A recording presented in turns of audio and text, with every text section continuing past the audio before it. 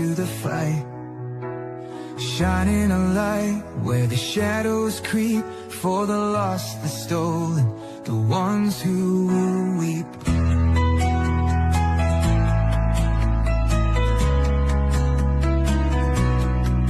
She won't turn away, she won't back down, even when the loony clowns come round. Threats don't shake her, lies don't win. She stands for justice, right till the end. Want the truth, want the best, wanna be safe as you chat. Find kids true crime, it's worth your time. She's got your back, she's on the line.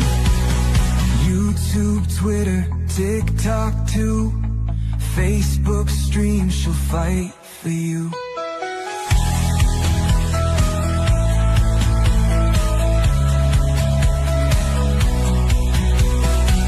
Chase fame, some chase views, but she fights for those with nothing to lose. For the kids who vanish without a trace, she won't stop till she cracks the case.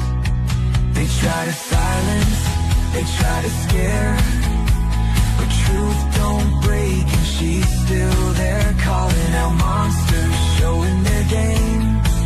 Justice comes when you speak their name. Want the truth, want the best, wanna be safe as you chat. Find kids true crime, it's worth your time. She's got your back, she's on the line. YouTube, Twitter, TikTok too, Facebook stream, she'll fight for you.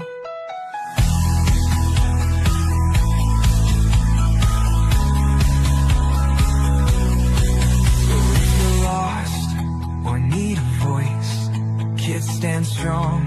She makes the choice for victims gone, for those in need. She's fighting hard, she won't concede. Want the truth, want the best, wanna be safe as you chat. Find kids true crime, it's worth your time. She's got your back, she's on the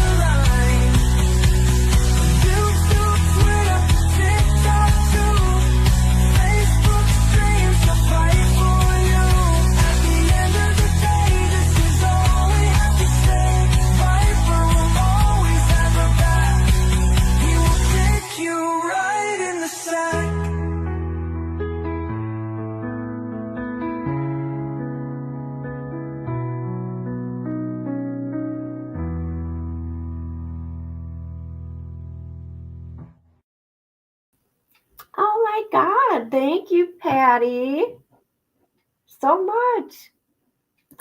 Thank you, Missy. That is so awesome. Hello, Bogart. Hello, everybody in the chat. Okay, this is going to be a good live. To me, this is going to be a good live, okay? Because look who we're talking about, okay? Hi, Viper. That's okay. I know you're busy. You're writing books. You're writing songs for people. You're writing music. That song you guys hear every beginning of my shows, right here, Viper wrote it for my show. Does the goal need to be? No, I don't think so. It shouldn't matter. I don't know how this stuff works. It's something new. I'm like, oh, okay, I'll try it. Okay, let's bitch, nigga, snitch, nigga, hoe, nigga, bitch, nigga, snitch, nigga, hoe, nigga, bitch, nigga, snitch, nigga, hoe. That's right. I said that, and the wives are not happy. The wives are not happy that I did this. Okay? I don't care. I mean, you people stay away from me and what I do, okay? Because I'm not hurting you. I'm not hurting anybody. Just stay away from me and what I do, okay? I'm here. Sorry, I've been in the clean. Okay, hold on a minute. Viper, Misty, just checking. I don't know how it works either. Yeah, this is new. I'm emailing talk shows. Oh my gosh. Jeez, that's exciting. Okay, okay. So we got the little rat here. Okay. Thank you. It's crazy. Okay, so we got the little rat here on the screen. Had been snitching. Has anybody heard of the case of the Tallahassee man in Florida? I have, and I didn't realize it until Zab Girl got this video of his him talking to law enforcement here. I've done videos on this case. You can see it. It's all over. Oxygen's made things on it. 48 hours has. Hold on, let me show you. And here's his mama. His mama had been waiting 18 years to get justice. Okay, this is what we're going to do. Okay. We're going to watch really quick the opening statements because he involved himself in a case. Okay, this case right here. However, way like he does. He's only out for himself. So he had to snitching. The snitch would be snitching. Okay, this is the Michael Williams unaliving. His wife, Denise, okay, and his friend, Brian, okay. They're the ones that harmed him. Let's speed this up real quick and so we can get to what we're going to get to real quick. First thing I'd like to do is thank you. I know yesterday I thank you for being potential jurors, but today you are in fact the jurors. You were selected to be the jurors because myself and other counsel, as well as Ms. Williams, paid attention to the course of jury selection and felt that you were the best that should come in and try this particular case and listen to the evidence that is presented before you. And once again, thank you very much for your civic duty in coming in and doing this. We literally cannot do this without you. You are in a little bit unique situation because yesterday you heard a little bit about the facts of this case, but now you get to hear what they call the rest of the story. So what happened? How did we get here today? What you're going to hear is back in December 16th of 2000. Jerry Michael Williams, he goes with Mike Williams. He's an avid duck hunter. He likes to go out and duck hunt on a regular basis. On this particular day, he went out and did that very thing. He went out and go duck hunting. You're going to hear that this is also the anniversary with himself, and at the time he was married to Denise Williams. This is their anniversary day. So on this particular day, there's a plan where he's going to go out, he's going to duck hunt, he's going to come home, and then afterwards they are going to leave and go to Apalachicola to celebrate their anniversary that evening and stay at the Gibson Inn and have dinner and things along those lines. You're going to hear that on this particular day, one of the places that he typically goes to is Lake Jackson, or Lake Seminole, excuse me. Lake Seminole, about an hour to the west of Tallahassee, northwest a little bit. It's actually in Jackson County, which is the next county over from Gadsden. And that's where he goes. And actually where he hunts is over here on the west side of Lake Seminole, just around the area of Steeds. What you're going to hear is they never came back. He disappeared. In the afternoon hours, Florida Wildlife Commission are contacted, as well as other family members, and they start trying to figure out where he is, and they go looking for him. In the landing, right off of on the west side of Lake Jackson, Lake Seminole, they find his Bronco as well as a trailer. You're going to hear that large number of friends, family members, FWC officers, civilians, law enforcement, everybody converges on here and starts to try and find him. You're going to hear this right here, a little what they call a slide where you can launch a boat from. And then as you can see, this is an old, Lake Seminole is an old pecan farm that they flooded with a dam, so it's a reservoir. And as you can see, you have a lot of stumps in this particular area. The initial thought, of course, is that he possibly was running the boat out to go to his duck hunting area. He hit a stump, possibly was thrown overboard, boat went off, and they were hopeful to find him, maybe on this island back in here or something along those lines and move on.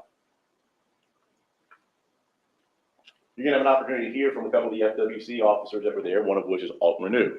Alton Renew comes out there, and he's kind of the coordinator of this whole thing. And he kind of takes the lead on it, and they conduct a search. And what you're going to hear is it's a very methodical search. They do grid patterns. They have a helicopter up. You have dive teams from Montgomery County, Alabama. You've got Jackson County Sheriff officers that are there participating in this. And as I mentioned, you've also got friends and families that are participating in this search as well. Multiple boats are out there looking for him, trying to find him. As I said, helicopter from up above looking around.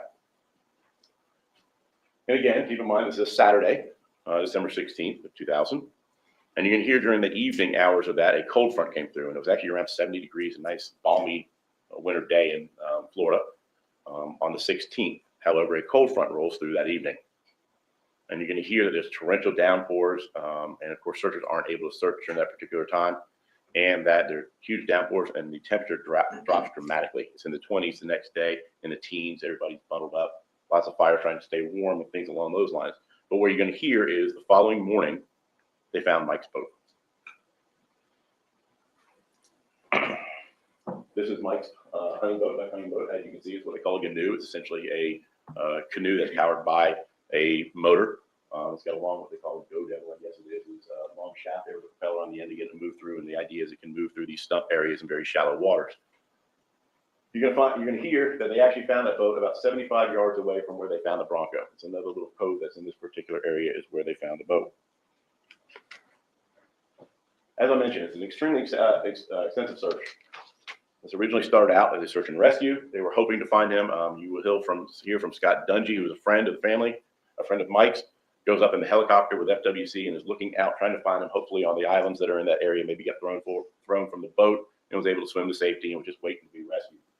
As I mentioned, weather was a factor in the multiple ways that they do this search. What you're going to hear is, unfortunately, during that time period, they were not able to find Mike. Mr. Williams is still missing, and reality sets in. At this point, it's become a recovery operation. What you're going to hear is that they bring out search dogs. They're going to have probing poles, and what those are, PVC poles, where they take and they push them down, and they try and find Mike's body. And they're trying to feel for things that give way a little bit as a body would, not a tree stump, which is obviously much harder. As you're also going to hear, there are divers that were involved in this particular search.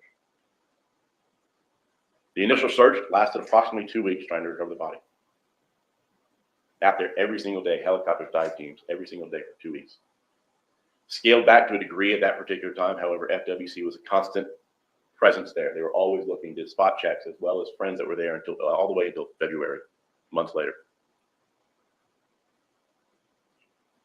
It's kind of a picture of what we're talking about here, where you've got the Broncos found, the boats found. There's a tree stump here, a tree stump here, as well as all the other trees you saw at the ranger station across the way here. What you're going to hear is that at the beginning of the search, Scott Dungy did a polling thing that we previously talked about, and he got a little bit of a giveaway right in this area, right off that island they thought maybe he had swam to. And you're going to hear they put down bamboo sticks there to try and mark that particular spot. And a great deal of the search actually concentrated in this particular area. There's a hole there, if you will. It's a deeper area. Most of this stuff is about 4 to 8 feet deep is most of this particular area. However, there's a hole here, which is much deeper, 12-foot range. That's where he felt that initial giveaway, and that's where they concentrated the search on. And they marked it with, initially with bamboo sticks and trees, and eventually that transformed into PVC pipes that they put down for a little bit more permanent aspect. So this is where the search concentrated on. After all of that search efforts, all those people that were out there, the constant searching, the helicopters, found a hack. That's it. 6 months afterwards, you're going to hear from Joe Sheffield, who is the person that goes out there and avidly fishes at that particular time. It's summer months now.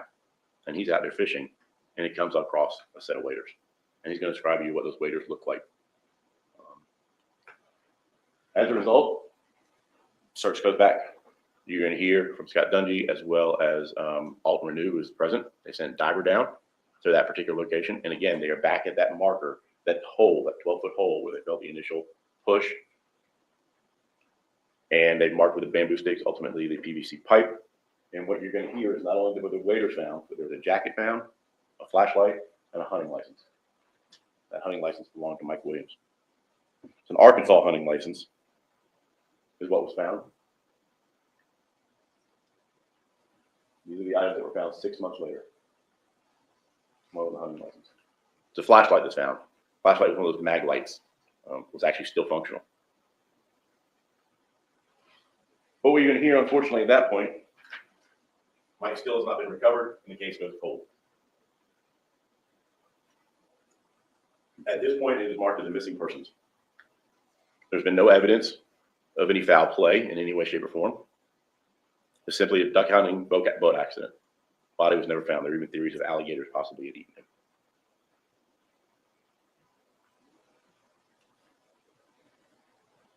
Fast forward to 2003. Brian Winchester. Brian Winchester is a lifelong friend of Mike Williams. What you're going to hear is that Brian Winchester, Denise Williams, a lady named Kathy Winchester, is now Kathy Thomas. They all went to school together at North Florida Christian. And you're going to hear that over the years, Brian and Kathy got married, Denise and Mike got married. They had a couple things together. They'd go out and they'd go to concerts together. They'd go over to each other's houses. They even had kids roughly around the same time. Mike and Denise had a little girl. Brian and Kathy had a little boy. But following all of this, in 2003, Brian Winchester and Kathy Winchester are now getting divorced. And now Brian and Denise, Mike's widow, are now starting to date. There are suspicions, and law enforcement takes another look. Now keep in mind, this is not 2018. We're talking about 2000. Okay? We're talking about an investigation, and what we're talking about with records and things along those lines. This is the days of flip phones and Nokia phones. These are the days in which you still got phone calls at your house. You had the answering machine where you had to push the button and listen that you didn't have any messages from all your friends. Not today. Records back then, people called each other at the house. Home records, the phone records back then consisted of long distance calls only. Any phone records regarding the local calls, you get the bill and the bill would say local service, but it never gave you the breakdown of calls like we do now with the cell phones. You had to go back and the only breakdowns you actually had were the long distance calls. So phone records are much different than they are today. So we go back to 2000, we're trying to get this information. Also texting. Texting was back in the day where there's Nokia phones and flip phones. We didn't have the keyboards. You had to actually type out a text message, AAA, BBB, CCC, in order to get the letters, in order to get going. But law enforcement tries to get the phone records. It's too late. At this point, keep in mind, this was not a homicide investigation. It wasn't even a missing person, or it wasn't a suspicious person's investigation. It was simply a boating accident. At the time of the event, nobody realized that we would get where we are today. This is a missing person investigation. As a result, it was not a homicide investigation. When they realized there were possible suspicious circumstances, they reclassified it from a missing person to a suspicious situation. Phone records have been purged. They only keep them for so long. What they were able to do is go back and get life insurance policies and life insurance information on Mike Williams. And what they found out is that Denise Williams was paid out $1.75 million as a result of his death. She was the sole beneficiary, no one else. You're then going to hear in 2005, Brian and Denise get married. At this point, there are definitely suspicions going on, but there's no evidence other than what you've heard. And the case goes cold again. At this point, it's been reclassified as a suspicious death or a suspicious person, suspicious case, but nothing has developed. The years between 2012 and 2016, Brian and Denise start to get a separation. They buy a house, $650,000 off Lake Jackson, but they never live in it. They remain separated for 4 years. But in 2016, everything changes. In August of 2016, Brian Winchester, in the early morning hours, frustrated with the separation, frustrated with where the marriage is going, frustrated with Denise, crawls in the back of her car at her home. He does so with a firearm. He orders her to drive somewhere. Denise, you're going to hear, talks him out of going to that particular area and ends up going to a CVS pharmacy on the north side of town instead. Somehow she's able to do that.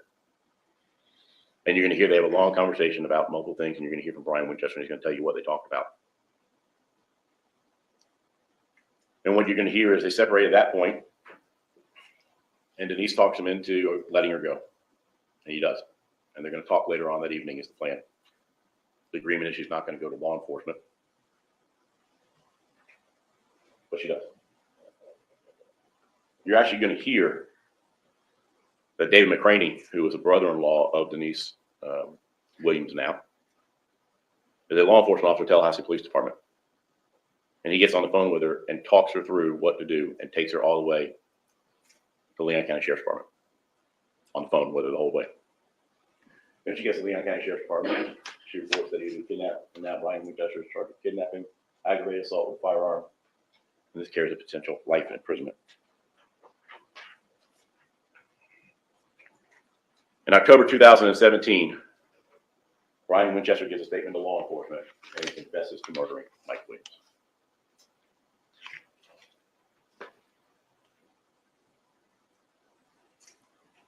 What he tells us is that prior to the death in 1997, there's a Sister Hazel concert at the Floyd's Music Shop, which is off Tennessee Street. The Tennessee Strip is commonly referred to, right there by Florida State University.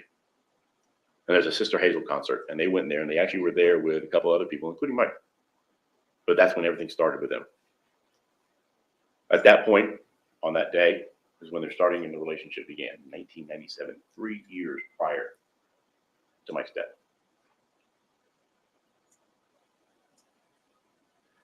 He talks about the insurance policies and tells the law enforcement about these insurance policies. Interestingly enough, one of the insurance policies, there actually are 3 individual policies, one for $1 million, one for $500,000, and one for $250,000. What he tells law enforcement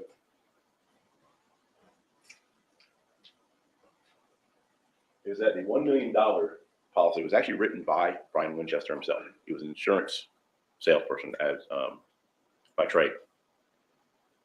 And about 6 months before his disappearance or his murder, that Brian Winchester and Mike Williams talked about getting this particular policy and the amounts associated with it.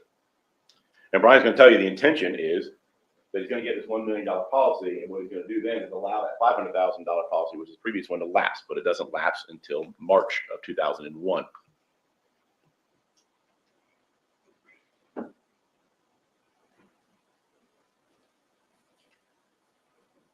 What he's also going to tell you is that during that time period of writing that policy, there's discussions between him and Denise about how they can be together. Keep in mind, at this point, they've been dating for 2 years behind backs of Mike and Kathy, their respective spouses.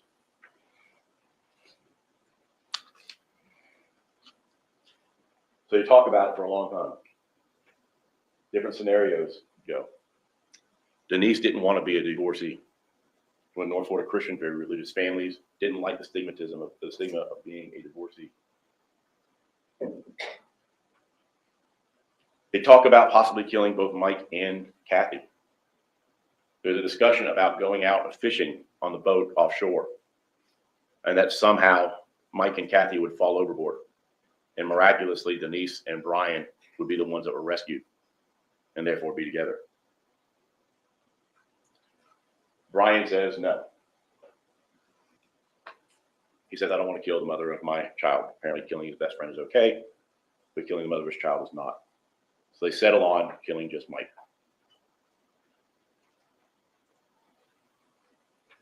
Denise likes the sound of being a widow much more than a divorcee. The widow gets sympathy from the community, center of attention. And they talk about how to do it. Go back and you talk about the insurance policies. Time is of the essence. I'm sorry, that should have been $500,000 that expires. At this particular time, you've got the $1 million policy, the $500,000 policy, and the $250,000 policy all in play. The $500,000 policy is going to expire in March. So if they're going to do it, why not do it at a time when they get the most payout? 1.75 sounds better than 1.25. Had to look like an accident. Obviously can't be caught with a murder. So they had to make it look like an accident. Just so happens not long before this, Brian went hunting with Mike. They go hunting regularly. They went up to Arkansas. Remember, we found the Arkansas license in the waiter 6 months later. And that particular time, one of the things that happened is Mike fell out of the boat. Now, it's an interesting situation. Whenever these duck hunters go out and hunt, they wear waders. Waders are notorious for situations in which the person falls overboard, they fill it with water, and you drown. So that's the idea they came up with. That what they're going to do is push him overboard. Brian's going to go hunting with Mike in the morning. In the dark, he's going to push him overboard. The waders are going to fill it with water, and he's going to drown.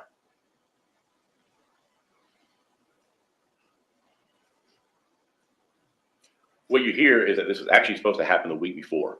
Remember, he went missing and was murdered on December 16, 2000. It was actually supposed to happen a week before. Brian gets a call from Denise calling it off, says no. Backing out.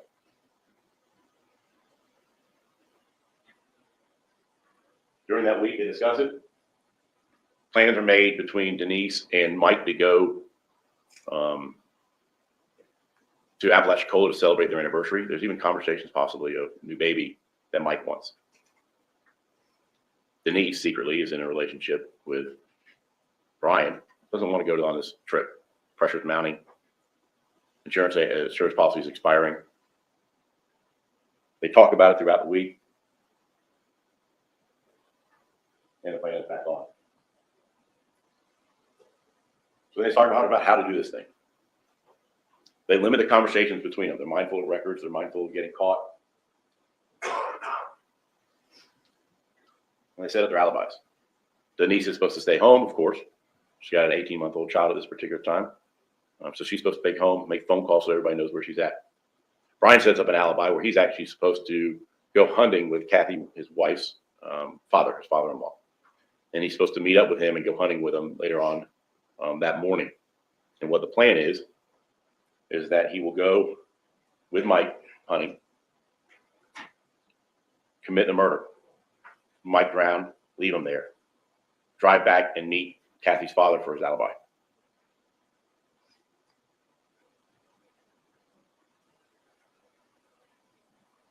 So after they set up all of this and establish what their alibis are going to be, Brian kills him. He's going to tell you how it happened. That he actually followed him to Lake Seminole. They didn't drive together. They met up at a gas station and then actually followed each other there. That was important because he needed two cars there. One to get away and, of course, one to leave it. Mike's Bronco there to make it look like Mike had gone out there hunting solo and it had been an accident. So they get in the boat together. You're going to hear Brian say that he taught Mike in actually putting the waders on. One of the things that some duck hunters do is they won't wear the waders in the boats because of the dangerous aspect of them. But they have a conversation and he convinces them to put the waders on before they head out. So now they're heading out and they got the waders in the boat. Brian pushed them over. But it didn't go as planned. Brian's going to tell you what happened next is he looks over there and it's dark. It's 4 o'clock in the morning. I think they've got a little headlight on for a light. And what he's able to see is he believes that Mike is able to get out of the waders. And now he's not drowning like he's supposed to. As a result, Brian picks up a shotgun and shoots him in the head.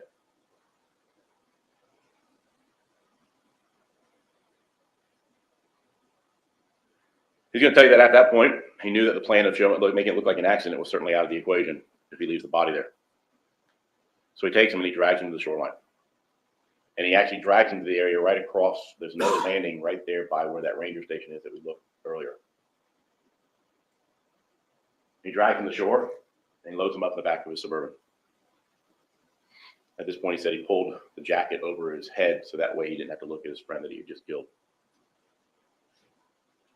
At this point, it's taking much longer than he was anticipating, and his alibi with the father-in-law is blown.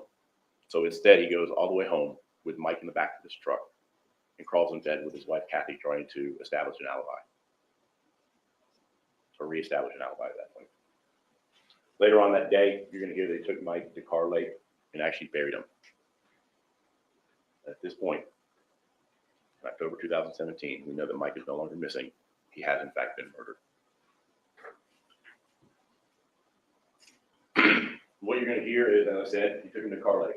Carr Lake is up here on the north side of Tallahassee, the Ox Bottom, and there's some built right in that area. Vanderman Road up there on the north side of Tallahassee. You're going to hear that he drove him down this road, and at the end of this road is a little landing and a boat ramp. Behind these trees is where he buried him. At that time, Carr Lake was actually a lot lower. There was not much water in there, and he was able to walk into this particular area. It was dry. And he dug a hole, and he buried him. You're going to hear that over the years, Carr Lake filled back up with water. And you're going to hear that following the confession, Brian Winchester took law enforcement out to the location and showed him where he'd been buried. Law enforcement, very unique situation. How do you find remains that are underneath the lake? They have to cut away all those trees you just saw. They have to build what they call a cofferdam in order to block the water, and they have to pump the water out. And there they found Mike, exactly where Brian said he would be.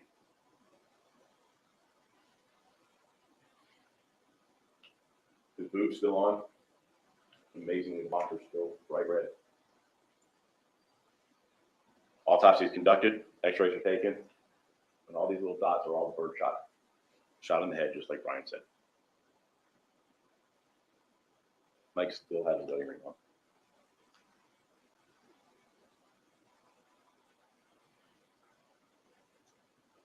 Now, obviously, this renews the investigation. Law enforcement starts working it. They go back and try and verify and refute the things that Brian said. And you're going to have an opportunity for their witnesses to hear from witnesses that saw Brian and Denise together before this went public, before the relationship went public in 2003. Of course, the body was found exactly where Brian said it was in the manner in which Brian said it would be. You're going to hear that in December of 2017, law enforcement announced that the body had been found. The body had actually been found a month earlier. There was an excavation that was done trying to find the body, as we already looked at. But we also know after that time is that law enforcement was able to secure a source. They went and talked to Kathy Winchester, now Kathy Thomas. Now, Kathy has remained friends, very close friends with Denise all these years, despite the fact that Denise was now married to her ex-husband. They still remain friends. They talk on a regular basis. But at this point, Kathy agrees to discuss and work with law enforcement. What she tells law enforcement is she actually had sexual relations with with Denise and Brian together in Panama City prior to Mike's death. Keep in mind what Brian said. Brian said the relationship started 3 years prior to Mike's death.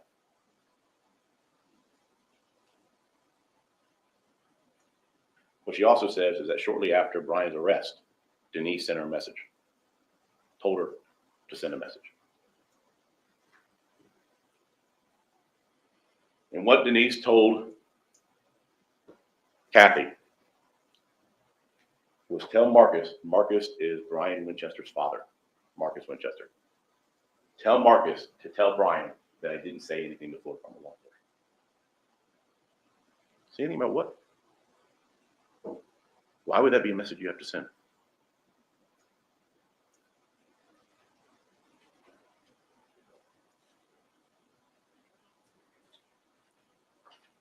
Law enforcement then worked with Kathy to try and record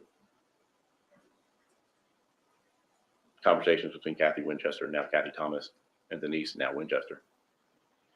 And you're never going to hear a flat-out admission. She never said, yeah, I was involved in the murder. You're never going to hear that. But what you are going to hear is that Kathy confronts Denise about that statement on the recording. And she says, I remember you told me that. Denise says, yeah. Again, why make that statement? Unless Brian Winchester and her were involved in this all along. And in the end, you'll have an opportunity to hear yet. We'll play that recording for you.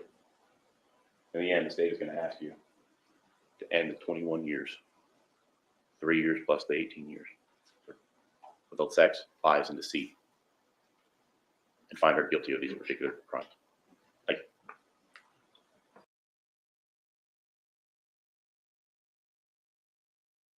Bitch, nigga, snitch, nigga, hoe, nigga, bitch, nigga, snitch, nigga, hoe, nigga, bitch, nigga, snitch, nigga, hoe.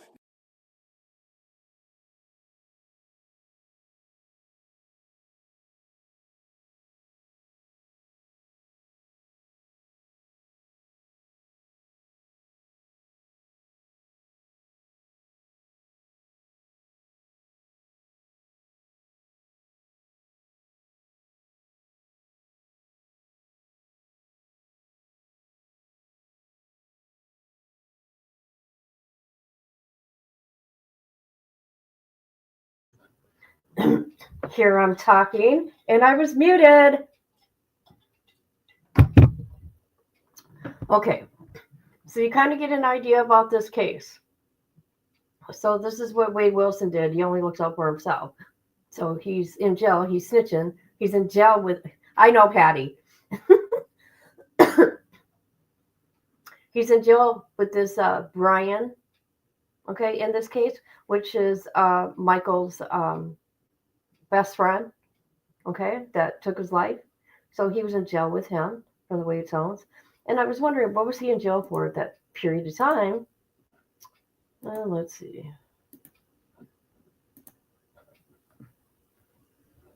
So the only thing that's for Leon County, anyways, he was in jail for reckless driving, and he still has a fine. He still hasn't paid his fine, people. Of course, of course.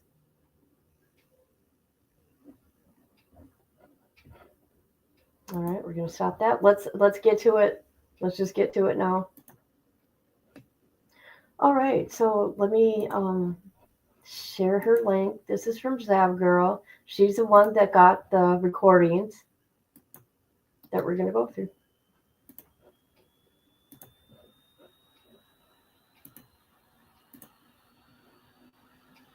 Let's see, never before seen. Okay. All right, so let's see. I don't think I'm going to read this the statement here. I think we're just going to go right to the video.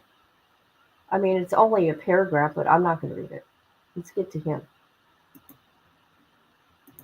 And look if you want. Okay. Here we go.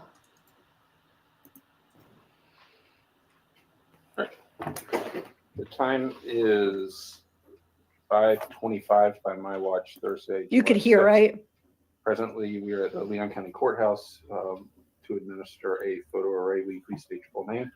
My name is Wade Stephen Wilson. Okay. Mr. Wilson's the witness. I am FDLE Special Agent William Eichler. Also is Mr. Wade's attorney. Jessica Yuri. Deputy John Glad.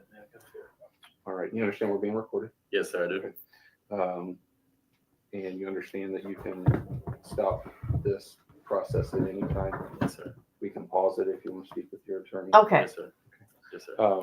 Can you raise I'm your going to right mute hand? this a minute. Watch him, you guys. Watch. This detective here that watches Lady Cop, she don't like him. She don't believe anything that's coming out of his mouth. Okay?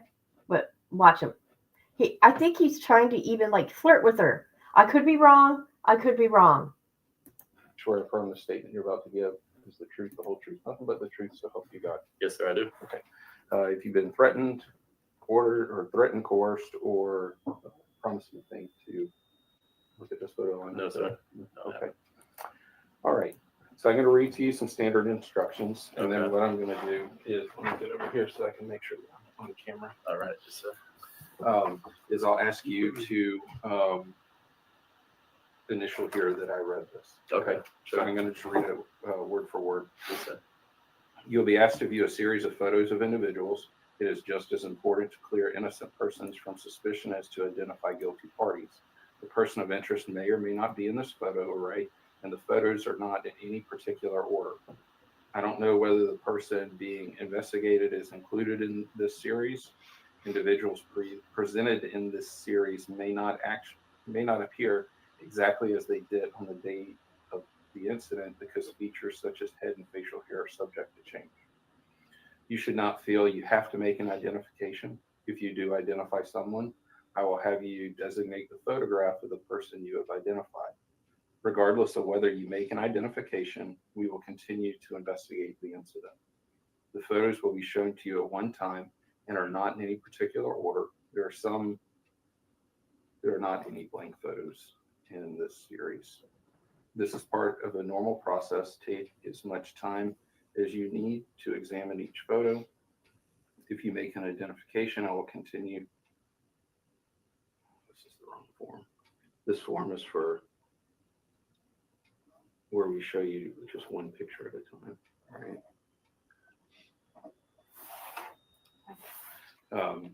Since this is an ongoing investigation, you should not discuss the identification, procedures, or results. Yes, sir. Did you understand everything that I read to you? Yes, sir, I do. Will you put your initials that you understand and that you were provided those instructions? Right. Because I work for the state of Florida, we have more paperwork for you.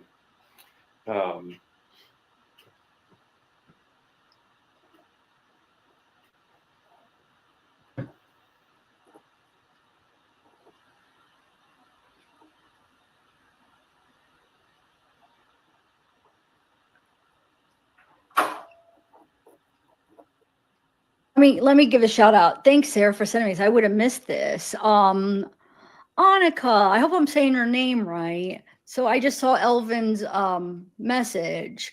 Oh, how are you? Second diagnosis with brain cancer. You're gonna beat it. How are you feeling? Are you guys just sitting here watching? Watching Wade case? Oh, well, I wish you well, and I hope everything works out. Elvin, hopefully you'll keep us updated. Okay. Aw. Did I say your name right? Annika? That's a pretty name, Annika. It's a very unique name. Oh, cool. For once I said the name right. Yeah, like he's not like wouldn't be like my type necessarily, or you know what I'm saying? But what I'm saying is like objectively I could this is with brain cancer. You're gonna beat it. How are you feeling? He's going to come in, and when you're ready, Sure. he'll read the briefing. Yes, sir. Just do it.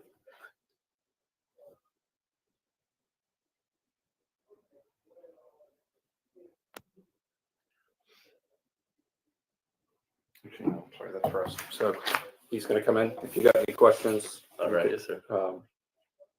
take your time, as much time as you need. Thank you.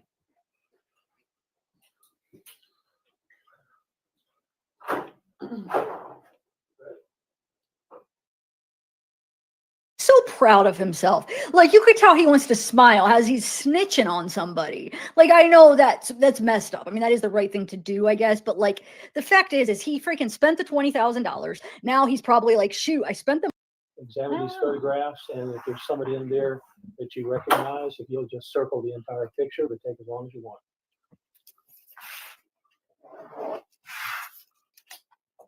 Okay, you certainly had no hesitation whatsoever. That's the guy. Absolutely, 100%. 100%. No doubt in my mind. So we can ask. So, Good deal. yes, sir. Do me a favor, if you'll just initial Sure. also next to that, I'd appreciate it. Yes, sir. Okay, what time do y'all have? 5:29. If you'll write 5:29 Yes, PM next to that. No problem. Watch her, you guys. I'm sorry. Watch her face. She don't believe anything. Hold on, let me back it up. Watch her. Watch her. She don't like him. I don't blame her. Okay, you certainly had no hesitation whatsoever. That's the guy. Absolutely, 100%. 100%. No doubt in my mind. So we can ask. So, Good deal. yes, sir. Do me a favor, if you'll just initial Sure. also next to that, I'd appreciate it. Yes, sir. Okay, what time do y'all have? 5:29. If you'll write 5:29 Yes, PM next to that, No problem. and the date. Today's the 7/10. Okay. All right. Okay, in just a minute. All right, yes, sir.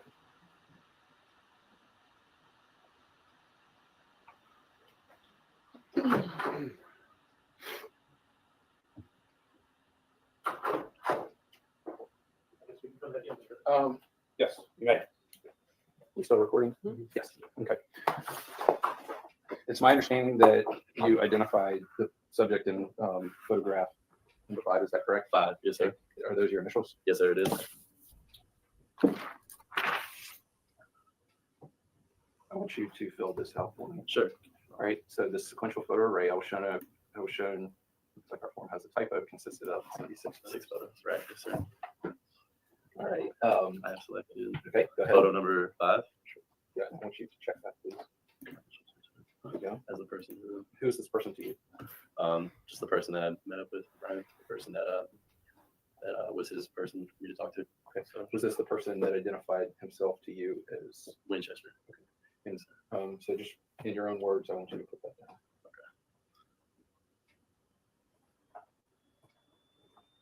I wonder how many people. I don't know why they have the blurred. The cop and the detective is blurred. Why? Why are they? I wonder how many people he has done this to. He been out there snitching. He gets the money from you, and then goes and snitches on you. Mind you, this is a horrible thing what happened. Okay, to Mike. Blurred. So confused. Oh, peekaboo, you'll see. He's basically ratting out somebody. He'll explain the whole story. That'll be audio. It's a different case. It's like a murder kidnapping case. He'll explain it in the next. All right. Sign right there, please.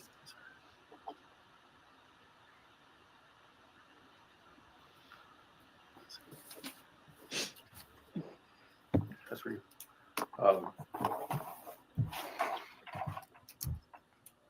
That's not the investigator. No, By you way. can, you can witness it.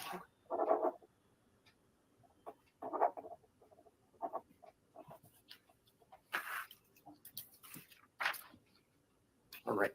Do you have any other questions? No, sir. Okay. No. All right. The time is 5:34. We're going to conclude this interview. First of all, so I guess there are going to be people that aren't familiar. So you remember the Brian Winchester? I went over with Brian and Denise Winchester. Okay. I have a playlist. To administer a photo array, will you please state your full name? My name is Wade Stephen Wilson. Well, Mr. Wilson's the witness. I am FBE Special Agent William Eichler. Also is Mr. Wade's attorney. That's the Yuri. Deputy John Glad. wait, no. Yep.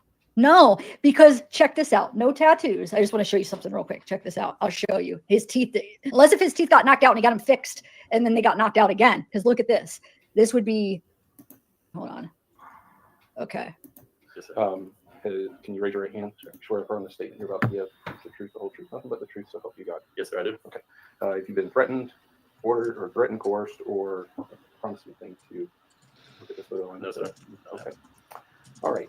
So I'm going to read to you some standard instructions, and then what I'm going to do is let me get over here so I can make sure that I'm on camera. All right, yes, sir. Is I'll ask you to initial here that I read this. Okay. So I'm going to just read it word for word. Okay. You'll be asked to view a series of photos of individuals. It is just as important to clear innocent persons from suspicion as to identify guilty parties. The person of interest may or may not be in this photo array, and the photos are not in any particular order. I don't know whether the person being investigated is included in this series. Individuals you, Elvin. presented Thank in you. this series may not appear exactly as they did on the date of the incident because features such as head and facial hair are subject to change. You should not feel you have to make an identification. If you do identify someone, I will have you designate the photograph of the person you have identified. Regardless of whether you make an identification, we will continue to investigate the incident. The photos will be shown to you at one time and are not in any particular order. There are not any blank photos in this series. This is part of a normal process. Take as much time as you need to examine each photo. If you make an identification, I will continue. This is the wrong form. This form is for where we show you just one picture at a time, right? Since this is an ongoing investigation, you should not discuss the identification procedures or results. Yes, sir. Did you understand everything that I read to you? Yes, sir, I do. Okay. Will you put your initials that you understand and you were provided those instructions? All right. Because I work for the state of Florida, we have more paperwork for you.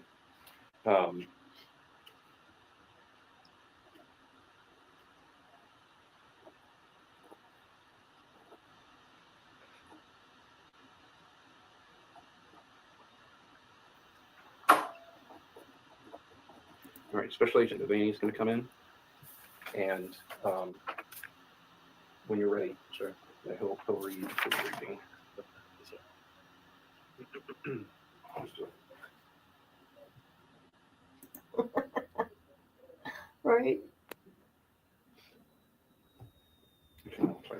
So he's going to come in. If you got any questions, All right, yes, sir. Take your time, as much time as you need. Thank you.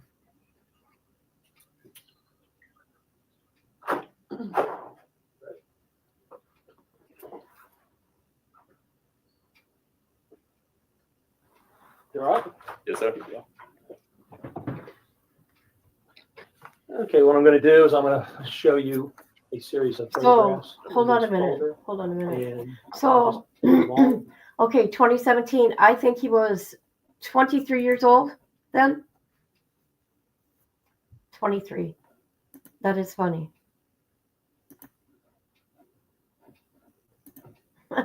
Against cows.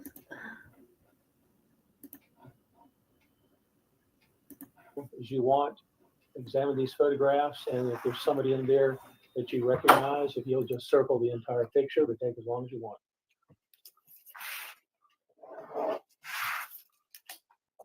Okay, you certainly had no hesitation whatsoever. That's the guy. Absolutely, 100%. 100%. No doubt in my mind. That's all you can ask. So, Good deal. yes, sir. You certainly had no hesitation We're whatsoever. on it. That's the guy. Absolutely, 100%. 100%. No doubt in my mind. That's all you can ask. So, Good deal. yes, sir. Do me a favor, if you'll just initial Sure. also next to that, I'd appreciate it. Yes, sir. Okay, what time y'all have? 5:29. If you'll write 5:29 Yes, PM sir. next to that, No problem. and the date. Today's the 7/6. 7/6. Okay. All right. Okay, in just a minute. All right, yes, sir.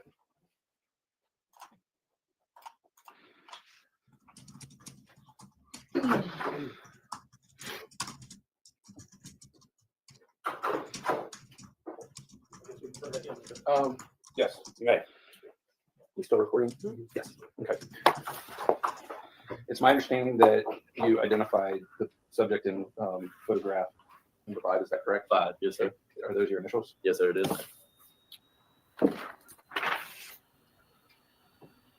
I want you to fill this out for me. Sure. All right. So this sequential photo array, I was shown.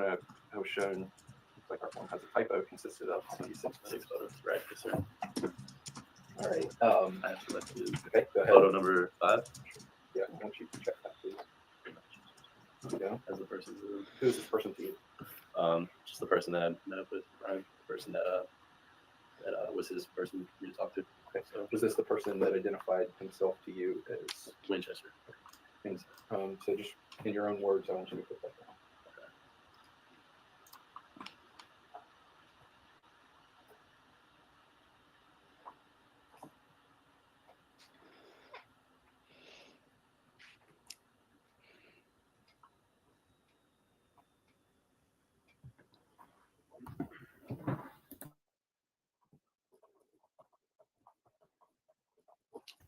He said here he looks like a Alrighty. Sign right there, please.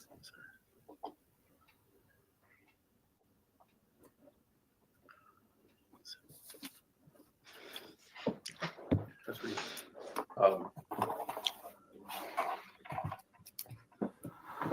I'm not the investigator. No, By you way. you can witness it.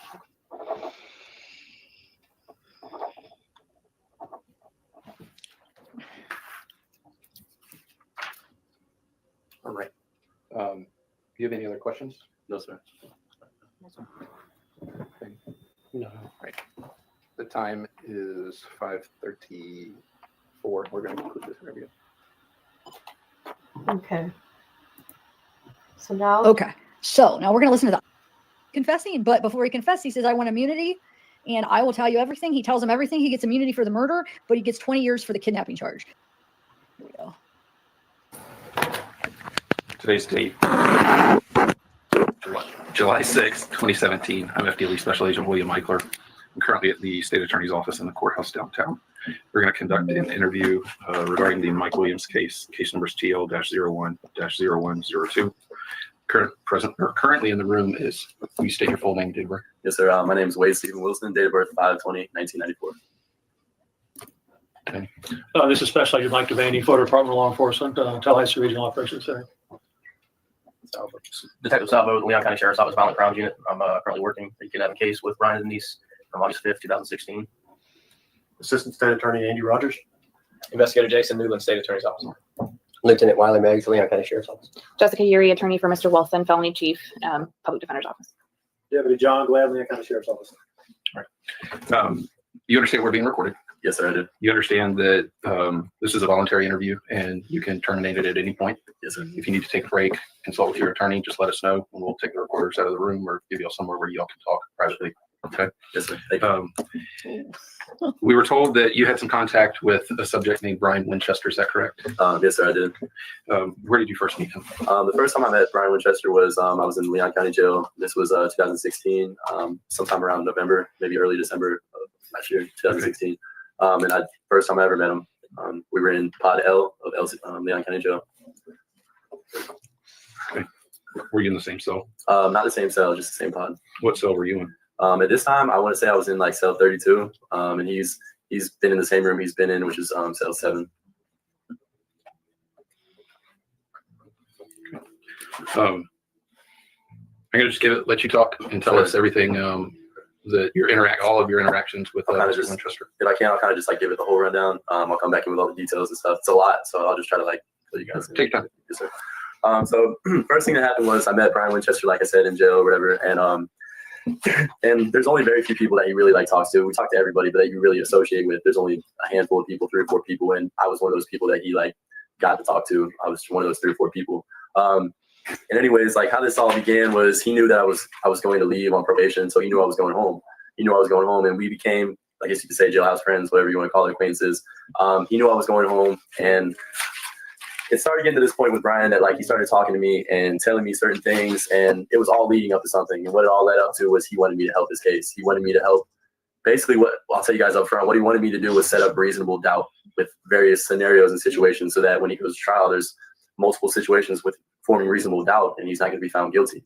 That's what he wanted me to do. And so listen, before I went home, a couple days before I was going to go home, he asked me like, "Listen, man, will you help me?" And when he asked me that at this time, like honestly, I thought maybe, okay, Brian, maybe, he didn't do this. He got caught up in a bad situation. He's an okay guy. He's in a messed up situation. And so I told him, I'll help you. 2 days later, a day later, I went back to him and I said, listen, I have my own life to live. I have a lot of stuff to do. I can't help you, man. I'm sorry, but I can't help you. The night that I was supposed to go home, I got released at I left the pod at 12 that night. So we're still out in the pod. He knows I'm going home that night, and it's 9 o'clock or whatever, 8, 9 o'clock that night. And he comes back to me and says, please, please, please help me. I need your help. If not for you, it's nobody else. I need your help. I need you to help me. He kind of persuaded me to convince me, okay, I'll help you. Again, I'll help you, bro. I really don't want to, but at this time I still thought he was maybe innocent. I'll help you. So I go home. And before I go home, Brian gives me a phone number. He gives me a number and tells me, go ahead and get myself a track phone, a Walmart phone. So I do that. I get a phone and I call the number that Brian gave to me, and I didn't know this guy's name that I'm talking to, but he just told me to call him Winchester. This guy was Winchester to me. And when I got on the street, I called this guy. He set up a meeting. He wanted to meet with me in person. And so we met. And I don't know the day. I don't remember the time. It was mid-afternoon. I don't know the date and all that, but we met. I met him in front of Pockets by Fun Station, right across the street from the fire department. There's a line of boats that was there during that time. And he parked right next to the boats. And he called my phone again. He said, hey, I'm here. I said, okay, I'll be there in a second. So I drove over to this guy's car, and he had a gold truck. It's the gold of those colors, those books right there. If you guys see in the middle, it's that kind of gold. He had a gold, if I remember correctly, 2-door truck. On the back of it is a cab. It has a cab cover on the back. All tinted windows around the outside. So the guy called me, he said, hey, I'm here. I said, okay, I'll be there in a second. So I pull up to his car. He opens his driver's door. He never gets out of the car this first time. He never got out of the car. I walk up to him, and I stand there and we talk. And he's like, okay, so I understand, Brian told me what's going to happen. You're here. So he already knew through Brian and stuff. And he said, I want you to follow me. And I said, okay, well, where do you want me to follow you to? Where are we going? How far is this? He said, not far. He said, just follow me. I said, okay. So I got back into my vehicle and he led the way and I'm following behind him. Right across the street from Fun Station is a restaurant that's now closed down. It's an old seafood restaurant. Okay. So he pulls behind that restaurant. And I follow behind and I go behind the restaurant with him. And he puts his window down and he sticks his arm out and he points to a little hedge of bushes that's behind that restaurant. There's a little thing of bushes and he points to it and he points and he goes like that. He does this, points to it. So I get out of my car and I walk over to the bushes and there's a white manila envelope about that big. I dig through the bushes and I find it. It's in there. So I get back in my car and he puts his hand out again, gives me a thumbs up, okay, and puts his window up and he drives away. And I drive away. I drive for a little bit, not too far, like 5 minutes to wherever, and I stop and I'm like, okay. At this time, I didn't know for sure everything that's like going to be in this envelope. Like I don't know for certain what's going to be in here. So I open the envelope. Inside the manila envelope is $20,000 in cash. Brand new hundreds, a lot of them, 50s, 10s, all that, all brand new money. So $20,000 in cash is in this envelope. And amongst that, there's also, it's like 15, 20 pieces of paper, handwritten. And, you know, obviously I know, like, just to let you guys know, Brian, like, had this stuff transcribed. So obviously it's not in his handwriting. He's extremely smart, like, to cover all his tracks. So it's not in his handwriting, but the information that's on this paper, it goes on to talk about his wife, the doctor that's involved in the situation with him. I have information on that, his children. So that's all in this paperwork. And it's like 15, 20 sheets of paper, like I told you. And what it is concerning his wife, it talks about like her addictions, her past problems, what she's done to him, where she lives, her cars, license plate numbers on her cars, the gate code. Sorry, I did not mean to do that. I meant to stop my, oh shoot, hold on. The things that things that happens during her lives. Okay. She lives, her cars, the license plate numbers on her cars, the gate code to the community that she lives in, how to get into the community, the garage door code to her house, things like that, what kind of cars she has, what color they are, their children, how old they are, all this stuff. And like, it was all just in there. And it has stuff about this doctor, how he used to be a sex addict. It has stuff about his wife, how she occasionally likes to do cocaine. She drinks a lot. She's a psychologist at FSU, things of that nature. So it has all these small details that Brian obviously wanted me to have that's in there. And so at this time, I'm thinking to myself, I'm like, listen, you know, this is too much. I don't want anything to do with this. I don't want anything to do with this situation. I don't want to be involved in the situation. So I'm still in my mind, I'm thinking of a way like, okay, how am I going to get out of this situation? How can I just find an out to this situation for myself? I don't want any part of it. So I'm calling this guy that I call Winchester. I'm calling him on my little phone to his phone. And at this time, until I can like decide what like, I'm trying to think what to do, a week or so goes by. And I'm telling him, I'm like, all right, listen, you know, I'm setting up these scenarios, which I'll get into more later. Brian wanted me to set these scenarios, and I'll tell you guys about all the scenarios later. But I'm telling this guy, I'm like, listen, you know, I'm working on it. You know, I haven't sent anybody up yet. Nobody's been up to talk to the state attorney yet. Hold on, like I'm trying to get a couple things lined up. And really, what's going on for me is I'm trying to figure out a way, like, okay, how do I get out of this? So I call this guy again, you know, and I'm like, all right, we need to meet up again. And he meets me, and this time, like, we meet at Fresh Market. We meet at Fresh Market in the parking lot. So I pull up in my car, and this time I get into his car in the passenger side. And before I like continue with what happened, something that I noticed the first time I met this guy, when I initially met him, when he opened his car door, I noticed that like on the inside console of his car, he had a cowboy hat which was covering something on the dash. And the first time I just saw the hat there, so I didn't think anything of it. But the second time when I actually got into his car, because honestly I don't believe he anticipated me getting into his car. Maybe just thinking I'm gonna walk up like the first time he opens his door, we talk. But I got into his passenger side car because I'm like, I'm getting out of this. Like, so I got in his car. I don't think he anticipated that. And when I did, as we begin to like just talk, I noticed this guy, he kept looking at the center console at the dash of where the cowboy hat was the first time, and it wasn't there this time. And I feel like he wanted to put it there to cover what he was covering. What was there was an officer's walkie-talkie, just like this, same thing, same one. And it had the rope, and the rope was connected to the radio in the car, and that was sitting on top of the dash. So the first time I met him, he had it covered with a hat, intentionally, I'm sure, like, is what it looked like to me. And he kept looking at it, and I caught on to that, like, oh, I forgot to cover it up, but I wanted to before he got in this car. So who this guy is, you know, I'll get into more about all that later.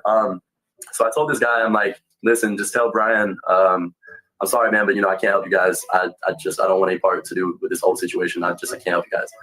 And basically what he told me, just to sum it up, he basically told me that you've already got this. And I'm like, here, I'll give you this money back.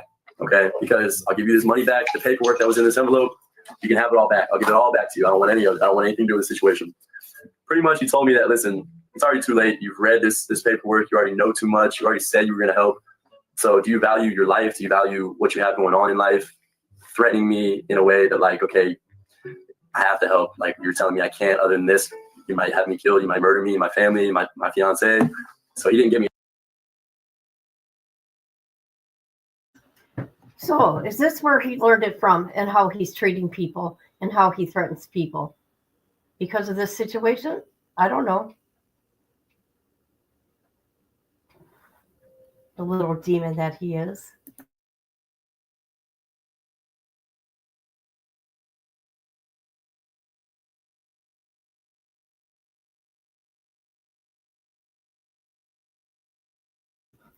I probably not. We'll find out. I'm not sure. Give me it out. It wasn't an option. I can't give this stuff back. He wouldn't let me do it. Oh. So, so after that whole situation, that happened. He continued to try to like contact me a few times after that. I didn't respond, and eventually led up to me the phone that I had that he was contacting me on. I got rid of the phone. I didn't want him contacting me or somehow tracking me down. I got rid of this phone, and I actually went to Texas to get away, from this guy. So I left and I went to Texas, and if I can real quick get into more about like the scenarios, like Brian wanted me to set up these scenarios. There was 4 or 5 potential situations and scenarios that like he wanted me to set up for him, and he kind of already had the ideas for all the scenarios. Like he already told me what he wanted me to do as far as the situations and stuff. And he told me, he was like, hey, if you have anything you want to add or take away, by all means do it. If you're going to do that though, and he's telling me this while I'm still in jail with him before I left. He's telling me the scenarios, and he's saying, listen, if there's anything you want to add or take away and you think it's good for me and it's good for this, make sure to tell my guy, and he's going to relay it to my lawyer or my friend or whoever comes and sees me, and that person's going to relay it to me, and I'll give it the okay, and then it's okay. So first relay it to him. I said, okay. So I guess I'll tell you guys about the scenarios that he wanted me to set up. Yeah. And see the money that he had in there, through later finding out, and just the money was in there too. He wanted me to pay these people. The scenarios I'm going to set up, he wants me to pay these people. So this $20,000 right here is to pay these people to go to the state, to go to his lawyer and say, hey, look, here's what it is, to give them the rundown, to give them the scenario. So I'm going to pay these people off to do this for Brian. So they do this. Okay, this is what the $20,000 is. I'm taking it. I'm paying these people. And let me tell you the scenarios, and you'll kind of understand a little more. This don't make so the first scenario that he wanted me to set up. This don't make sense to me. I am getting confused.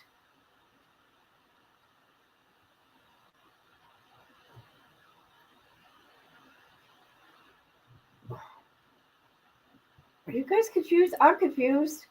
Hi, Christina. He's always lying, ain't he? Because he ain't making no damn sense to me.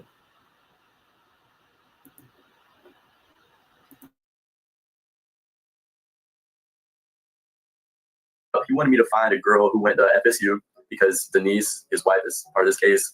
I guess is a professor, or she works at FSU. So he thought that if there's a girl at FSU, she would know about Denise, or Denise would know her through school. So it would make sense.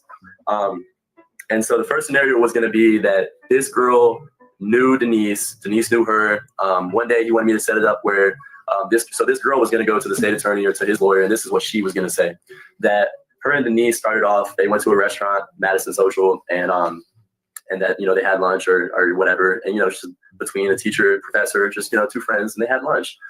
And then he wanted me to later on say that okay, over time, Denise and her kind of got a little bit closer, and they started just associating more, whether at her house or Denise's house, either one. And see, Denise, and part of the paperwork that Brian gave me also that tells everything about Denise.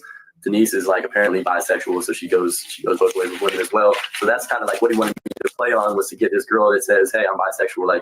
So later on in the scenario, he wanted me to say that okay, they started associating more, seeing each other a little bit, and it finally gets to the point where this woman and Denise become intimate. They become intimate with each other, and that continues on for a little while. And Denise uses cocaine occasionally. This girl would have used cocaine occasionally. She smokes a little bit of weed. They drink. She drinks. He drinks. And they start doing together. They start doing a little bit of cocaine together, drinking and things like that. They do this for a little while. It finally comes down to the point where one night, Denise is coming down off cocaine, and she's depressed. She's going through a lot of whatever. And Brian wanted me to set it up where it would seem like Denise kind of admitted, hey, because the girl's finally hey, you don't have a husband? Why are you always here alone? You don't have a significant other? And it gets to the point where this Denise is coming down with this stuff, and she's like, I do, but he's in jail. And that leads on to her saying, she tells this girl, she admits to this girl that my husband's in jail. And she continues on to tell this girl, I feel guilty because I put him there. Me and this guy that I'm seeing right now have put Brian Winchester in jail, and I feel guilty about it. And she admits this to this girl. And so in Brian's mind, what that would have created would have been, obviously that, Denise admits that she put Brian in jail, and so Brian's innocent. That's the first scenario that he wanted me to set up, and he wanted me to add a twist to it at the end where I remember him telling me part of that scenario would have been the doctor involved in the case. He wanted me to say that, or he wanted the girl to say that the girl and Denise finally got to the point. Denise asks her hey, do you have a significant other? Do you have a man in your life because they're intimate? And the girl's like, no, but I'm kind of like a sugar baby. I'm kind of like a sugar baby. We was hired. He was for real. I don't know. I haven't listened to this. Oh my God. He's a sugar baby. He's a sugar baby.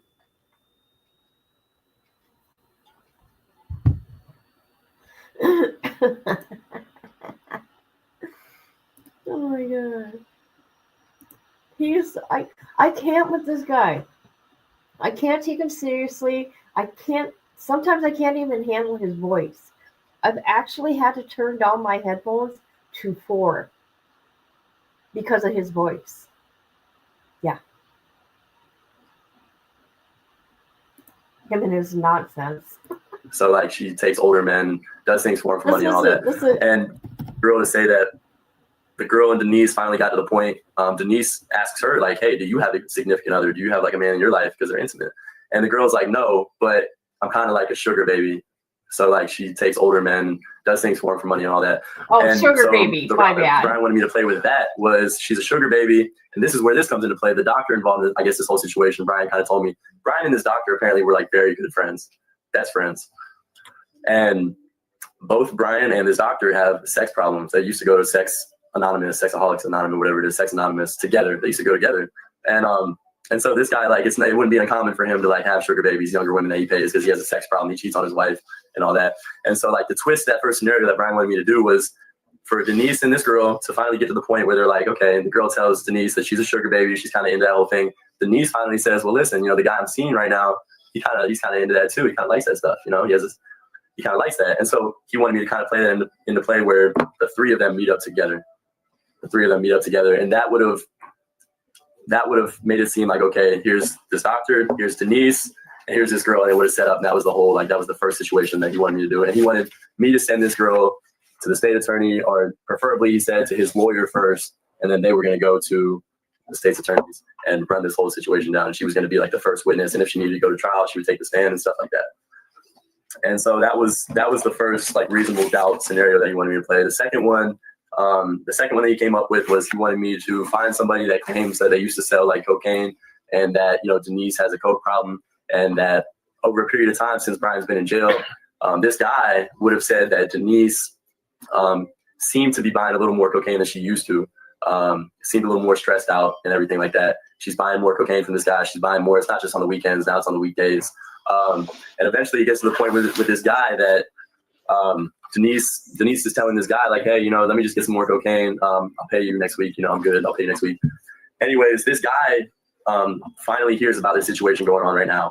Okay, so he knows Brian's in jail. He knows he hears about the situation, whether on the news, in the newspaper, and this guy, Brian wanted me to set up where this guy is now trying to turn his life around, and this cocaine dealer that used to sell cocaine, who no longer does, is trying to be better. And so this guy is going to go to the state himself, and what he's going to say is, hey, Denise was purchasing cocaine for me. She buys cocaine for me.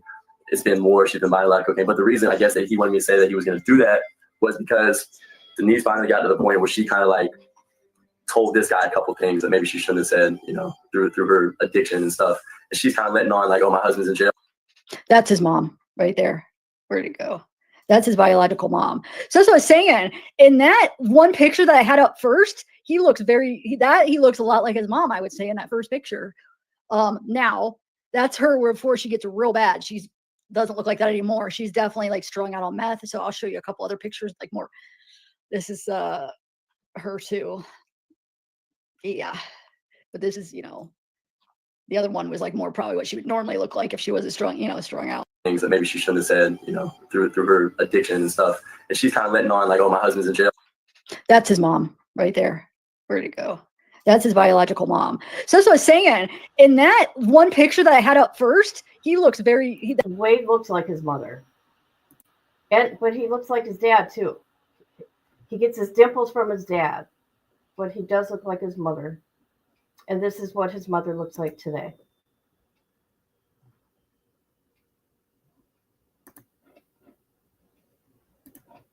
So let's continue.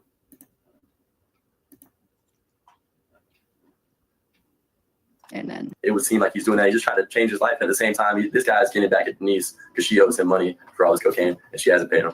And so that's like kind of the second scenario. The third scenario was he wanted me to like find another person who says that they used to go to the sex meetings with the doctor back in the day.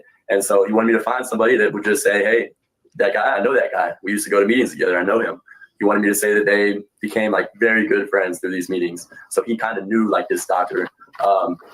And finally, like with that scenario, he wanted me to say that this guy, not the doctor, but the guy who was supposed to say he knew the doctor, that he finally like heard about everything on the news and in the newspaper. He hears about this whole situation too. And he wanted me to say that, give me just 1 second, I'm sorry. He wanted me to say that this guy, him and the doctor became close friends. Okay, they became really close friends. And over a period of time, the doctor finally kind of like told this guy like, hey, you know, I'm trying to do better. I'm not like a sex addict anymore. I'm actually seeing somebody. I'm seeing a woman, and that woman would have been Denise. And what he wanted me to set it up as is the doctor would have told this guy that, you know, I'm seeing this woman, but I don't know what to do because she's involved in the situation, and it's a little too much for me right now. It's a crazy situation. Her husband is in jail. It's a weird situation that's going on right now. So that's kind of like the third situation. I'll get in more with everything, more into it. So he wanted me to like set up all these situations and scenarios and do this for him, and you know, no doubt creating reasonable doubt. So when he goes to trial, he can win because he's guilty and he knew he was going to lose. He told me, I'm going to lose. I got these two people that are going against me. I'm going to lose. Wait, I'm innocent, but I'm going to lose.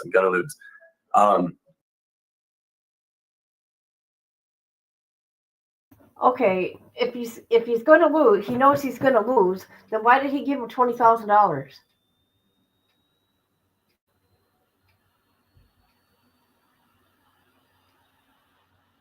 I mean, it's a case of he was Mike's best friend, sleeping with his best friend's wife. And then money comes into it, life insurance.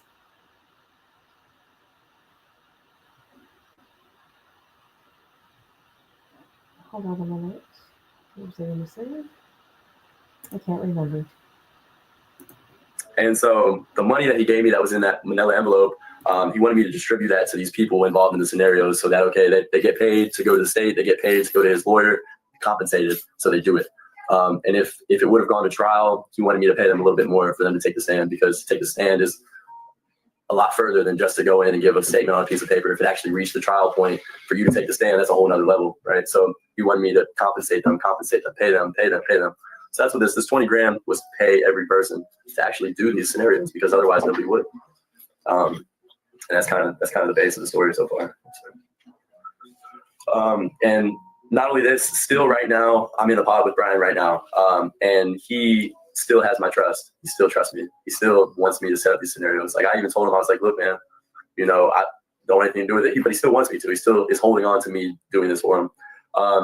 So where we're at right now, Brian thinks that I'm like going home on probation or something. And he honestly, this guy that I was meeting up with before, he is working hard, which he probably already did it today. Since I've been here, I'm sure he went ahead and took care of it.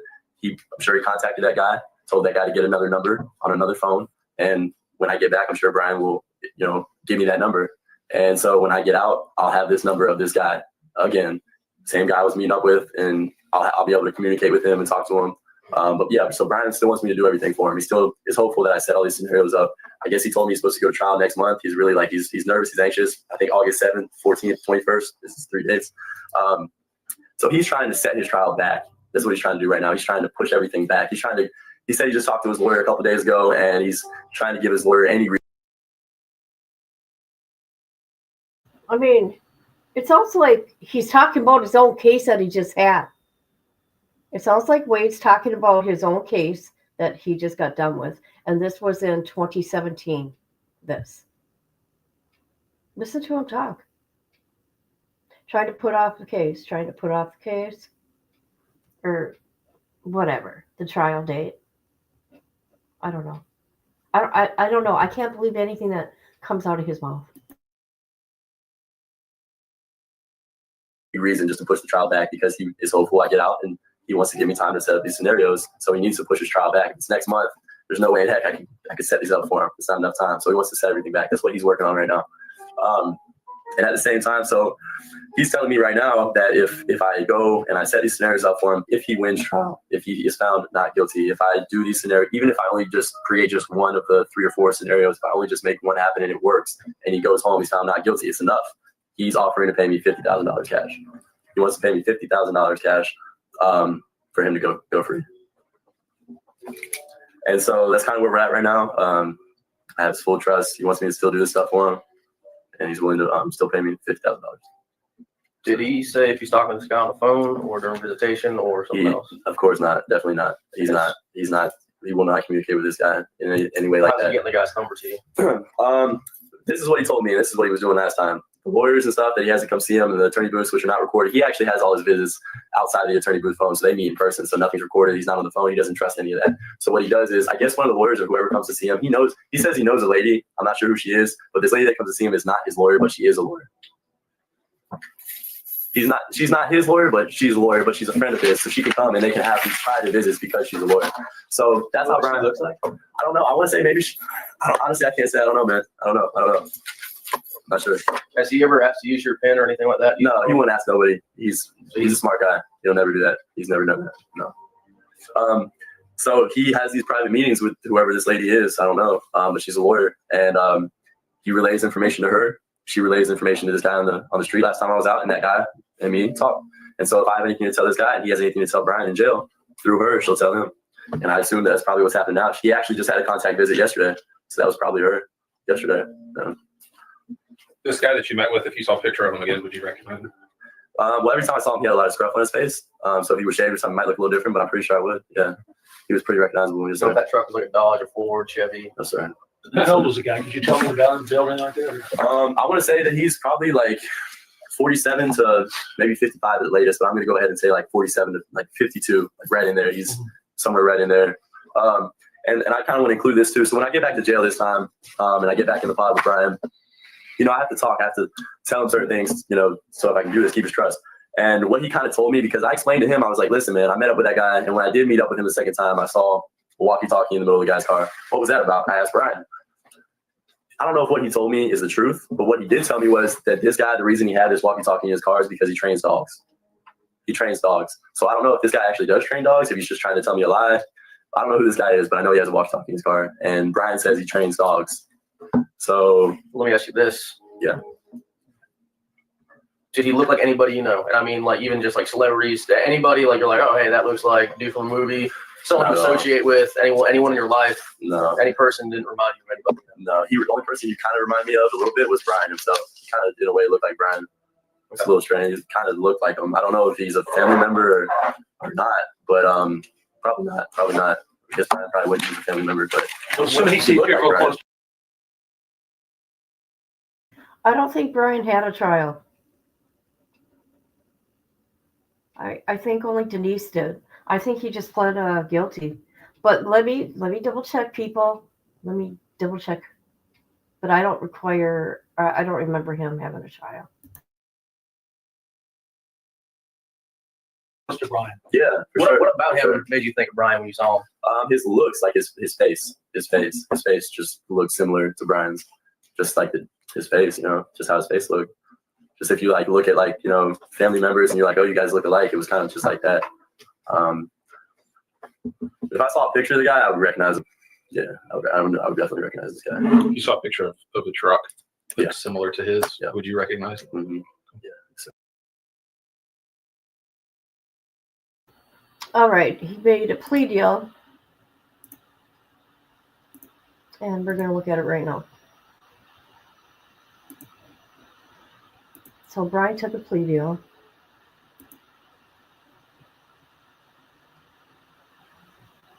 Is this it right here? Oh. I don't remember if I had told him in advance what landing to go to. What's this? Now, All right, hold on a minute. What's the plea deal? Here are the terms as of October 4th, 2017.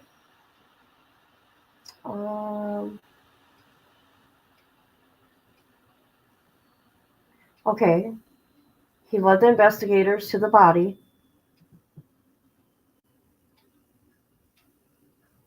What else?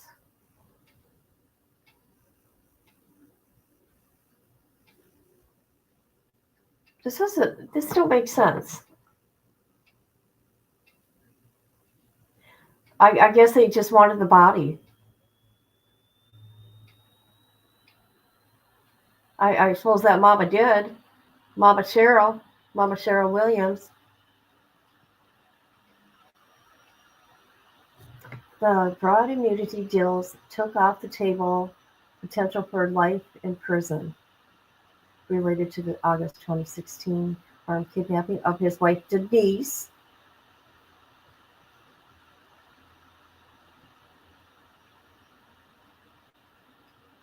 "20 years in prison."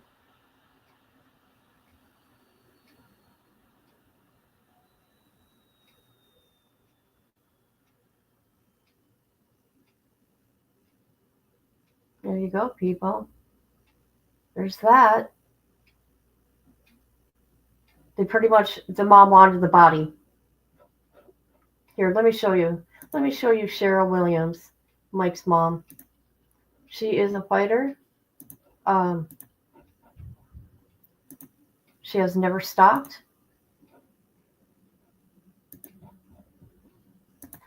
See, my other channel, we went through this whole case, but, I can't prove it to you guys, but this is what she did every day, people, with her signs, just like Miss Barbara, with her signs, because she knows that her son did not go missing, that something happened to him, that she did something to him.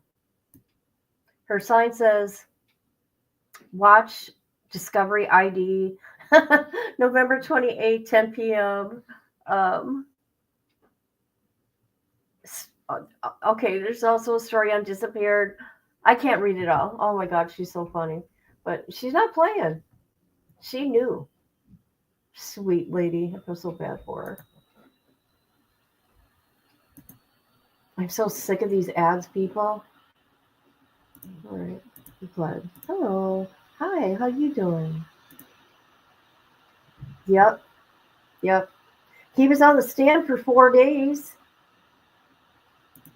He was on. Yeah, pigtails. She's cute with her pigtails. Every day she was out there with her signs, looking for her son. Isn't that something? Like I said about the truck, it was the gold. Had a cargo cab on the back over the bed. Was it good shape or? It was in good shape. Mm-hmm. Yes, sir. It was Is it American or could it be a foreign truck, or could you tell? I want to say like American, but I don't want to tell you for sure. But it looked like it'd be American. So when you would see the money on, do you have any idea about what date that was?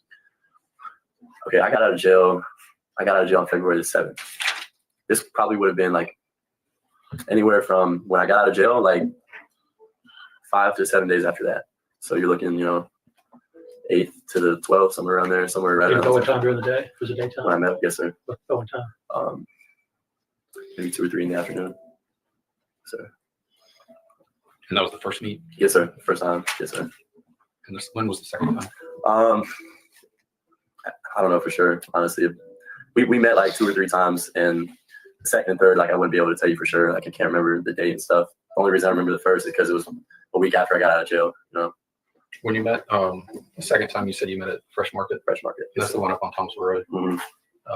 We were in the parking lot, like directly in front of it, like in the middle of the parking lot, in the very middle, pretty much. Yeah.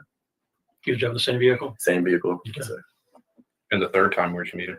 Third time we met again, like close by, same area, like Pockets over in that area. Because I remember when I called him, he was like, "Remember when we met Pockets?" And I was like, "Yeah." So it was just in the parking lot in front of Pockets, same general area. Tell them about the alligator stand and the reptile stuff. Okay, so when I did like tell him that like I didn't want to help him anymore, and like I offered to give his stuff back, and he's telling me like, no, I'm not gonna give you any stuff. You can't give it back. If you value your life, you can't give it back. It's too late. He had like all this stuff in his car, and the inside of his truck, it was like on the center console, he had like a strip of like alligator skin, like on the center console. He had like snake skin everywhere, and like fur and stuff like that on the inside of his car, like just weird like miscellaneous animal things, and like so when he. Like crocodile skin and stuff everywhere. And I'm like, this is a very unusual, and Was it just laying around the truck, or like used to kind of decorate it or accessorize it? Both. Some of the stuff was just kind of like sprawled around, and then others look like you're trying to like, like put it certain places to make it look good. So the combination of the two.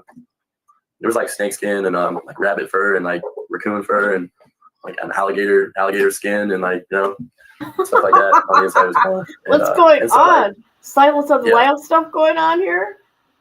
Oh my god. Oh my god. Hi, Kelsey. It was Wade that offered to take out Denise. Brian said he didn't want that. He wanted her back. Never wanted her. Oh.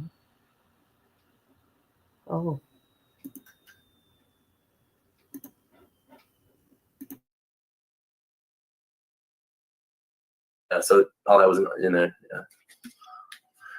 Okay. Yes, sir. Do you remember the phone number that you had? Yes, sir. That you were using to contact this gentleman? Do you remember that phone number? No, sir. No, I don't. Do you remember the phone number that you used to call Reach him? Yeah. His phone number? No, sir. Do you have it written down anywhere? No, sir. Because what I did when he gave me that number, I went home, I got his phone, and I put it in my contact. It was the only contact in the phone I had. I just put it as W for Winchester, and I saved the number, and I had that piece of paper with his number wrote down, and I crumpled it up, threw it away. Where'd you buy the phone? Sir? Where'd you buy the phone? I got the phone actually from somebody else, but it was like a brand new track phone or whatever. So it's just one of those phones you can buy from like Walmart, like a straight talk phone. Mm-hmm. And so I got it from somebody. It was new, and I just like went ahead and activated it and turned it on, and then reached out to him. What did you use to pay for it? Cash for the phone. Yeah, cash. I mean, I just bought it from like a buddy. Like, Did it have? How'd you put minutes on it? I actually had like a friend. She's a girl, and I was like, "Can you just buy me a card for it?" And she like bought me one of those prepaid cards. I just paid her, and then like I typed it into the phone, and it had minutes on the phone. Yeah, I didn't have any data or anything. I just had like unlimited talk and text. That was it.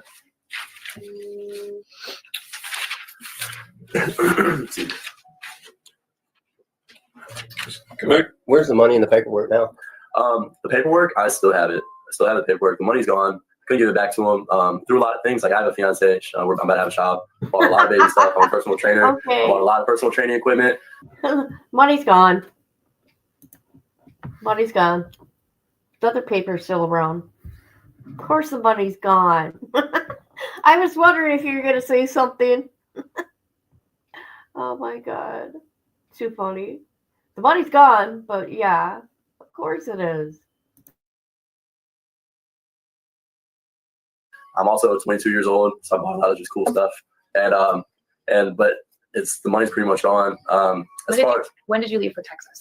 I left for Texas like once he told me that I couldn't give it back and stuff. It wasn't long after that. I was like, it was probably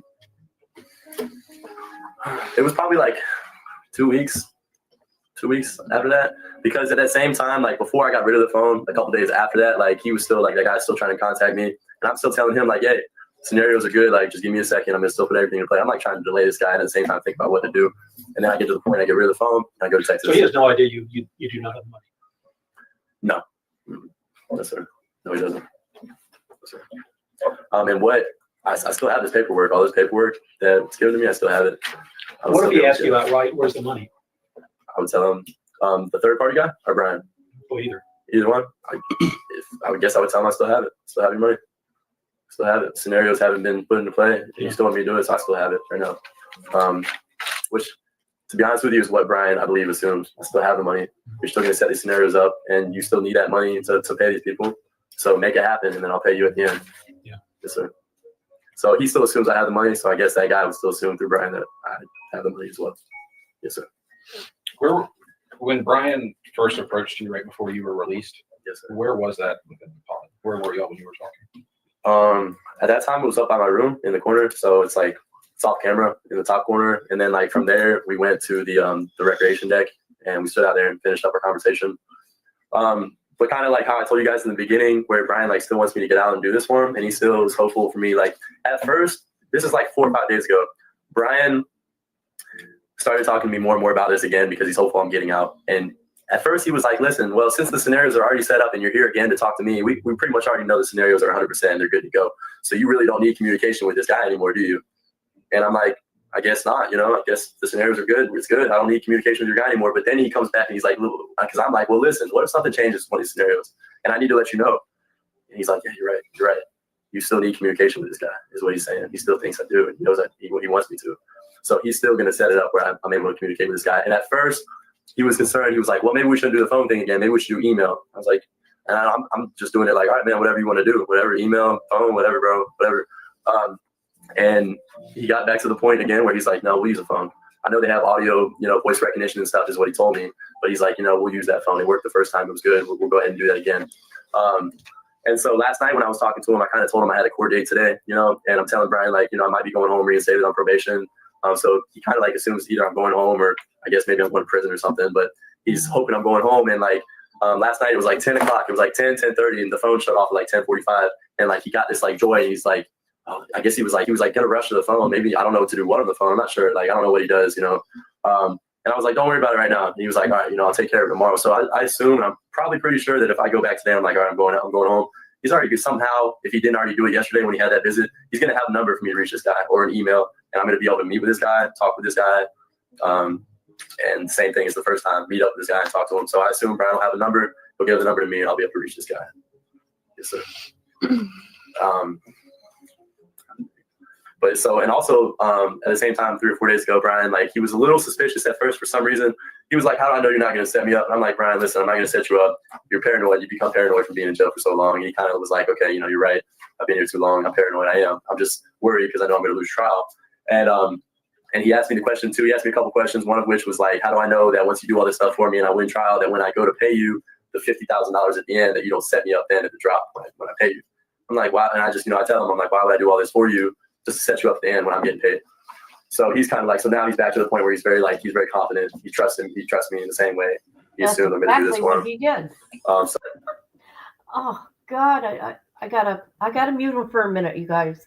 My head is hurting. My head is pounding. But yes, Christina, imagine inserting yourself into a murder case.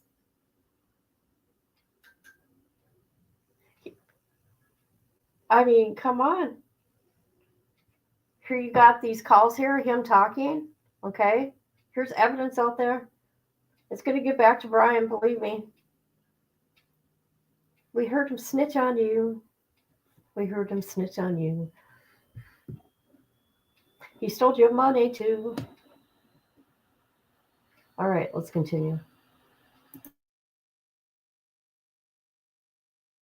So I don't think there's any doubt in his mind. He's going to give me the number of this person and want me to just continue with this in his mind. Do you think your fiance has your old phone number? No, I never. She didn't even like. She kind of like, she doesn't even know about the situation. I'm just like, let's go to Texas type of deal. Like, and she like knows I was anxious and worried. You can tell like something's up with me, but I didn't tell anybody. You know, I didn't. My own family members. Somebody has that number written out anywhere? No, sir. Nobody even like, other than me with this situation. Like, I didn't even tell anybody about it. You know, and yeah, nobody would have the number. I never called anybody off that phone other than that guy, Winchester, whoever. He's the only one I ever called with that number. Did you ever start any of these scenarios? Did you find a girl at FSU? No, never started. No, sir. Did he have a specific person at FSU that he wanted you to locate and talk to, or was it just fine? So all these people in the scenarios be like complete strangers that you had to approach? Well, he's either saying, I guess, that it would be like a complete stranger for me to approach, or like he's hoping that I know people. And then, you know, like maybe I know a girl and, you know, she knows me and I can pay her and she'll do it for me. So it's like, it was either way really for him, just somebody that like he felt like I could trust in a way. So maybe somebody I knew, I don't know, but he wasn't specific about it. He just wanted somebody to do it who was happy to get paid a couple $1,000s to do this. I kind of like give them the rundown of what they need to do, and they know the whole scenario, and then they go and they do it. So he wasn't like specific if it had to be like a friend or just random. He just wanted me to find a person. He never really said. He wanted me to do it for him. He wanted to make sure it got done. So there was reasonable doubt in his trial. He didn't care. He was never specific about it. I'm not going to try to get off on some crazy tangent, but yes, sir. Obviously you became very close with Brian. Did he ever talk about his past or anything unusual about his past? anything you may be involved in? Can I consult my lawyer first? Is that okay if we can pause? Yeah, on sure. that note? All right. Thank you. Slide. I'm going to put it on pause. Tell me when all the recorders are back going again. Can you get back into my office? Did he talk about? So I swear I missed it. So basically, he says how he's about to have a kid, and that he's going to. And it's in reference where he's talking about he's going to Texas, and he had to buy stuff for his kid because they kind of. I think it was they were. Everybody said it didn't happen yet. Time is 4:52 p.m. and we are going to resume the interview. All parties are present. You want to ask the question? Yeah. Since we start again, I asked a question about whether or not, since you were had become pretty close with Brian, did he ever talk about anything in his past that you think that the law enforcement may have an interest in? I mean, going back 1 year, 20 years, whatever. Okay. There's a couple things in the past that he kind of talked about a little bit, and I'll kind of explain it. And due to like the past, that like the few things that he did kind of talk about, like I said, when I met up with that guy and told him like I wanted to get everything back, the reason I was like, you know, because he's already threatening my life. At the same time, you have all this stuff in your car.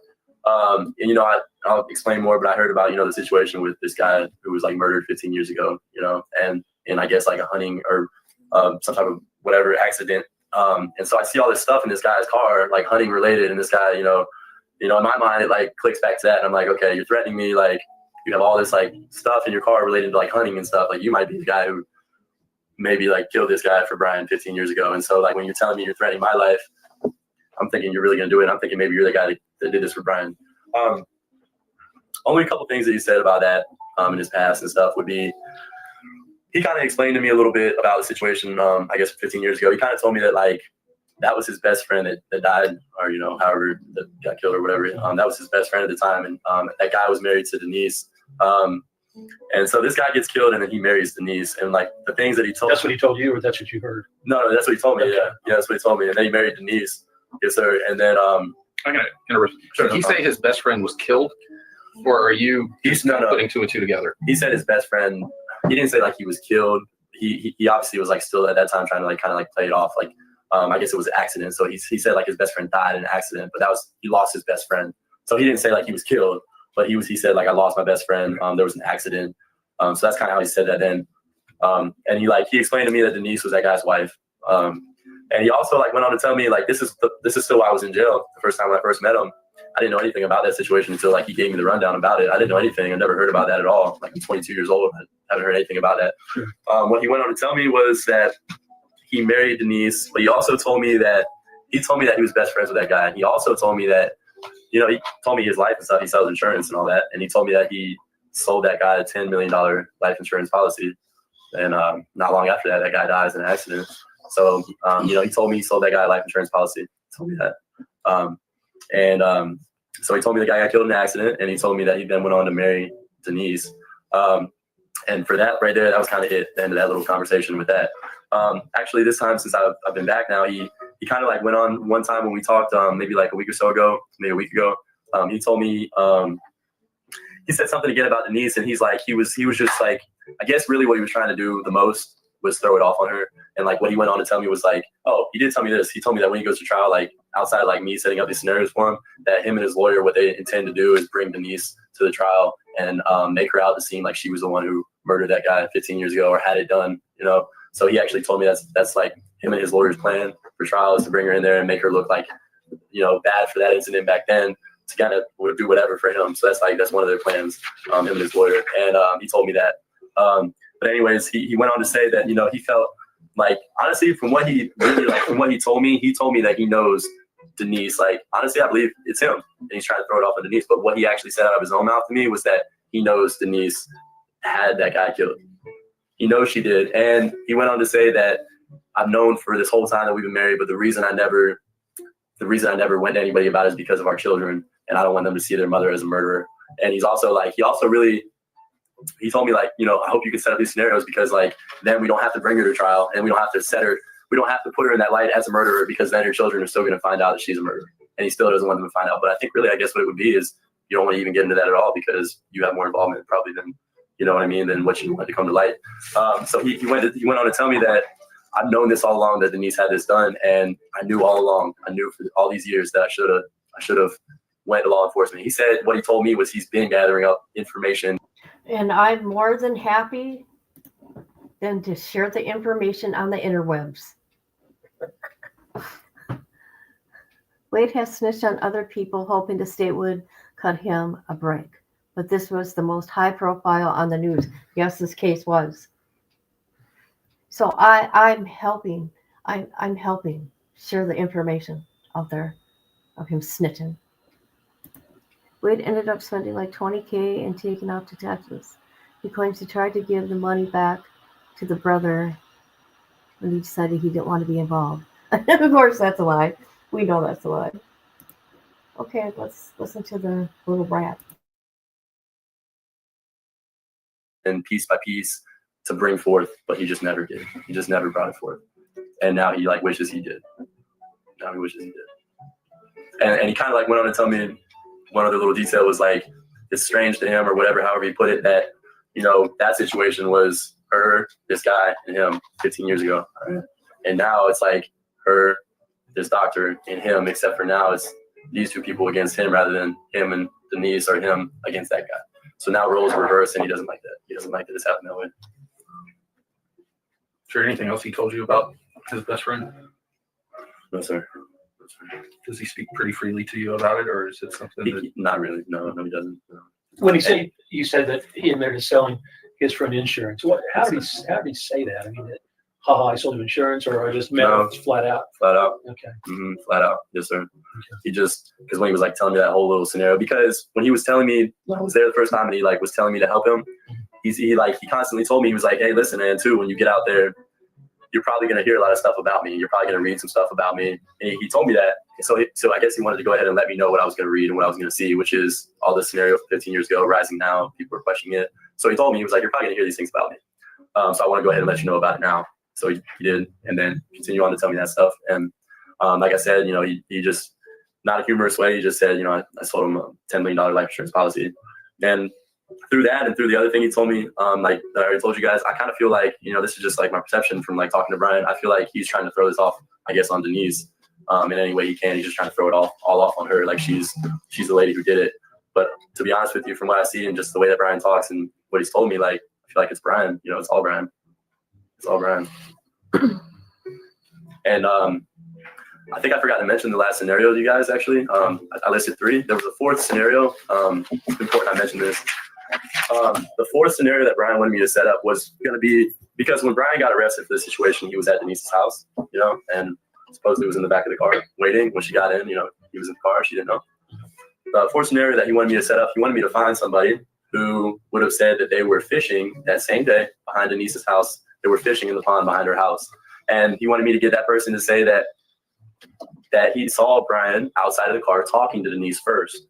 So it would have made it seem like Brian was never hiding in the back of the car, that Brian was actually outside of the car, and it would have caused doubt to the whole kidnapping and everything else. So he wanted me to find somebody to say they were fishing, say they saw Brian and her talking. It was all casual, and Brian got in the passenger seat and they took off, which would have made it seem like Brian was never hiding in the back of the car. That was the 4th scenario. I gotta mention that. Hey, wait. You said you still have the paperwork. Where's that at? It would be at my house. Okay. Over on Hawk Rise, whatever it is. So, yeah. Yes, sir.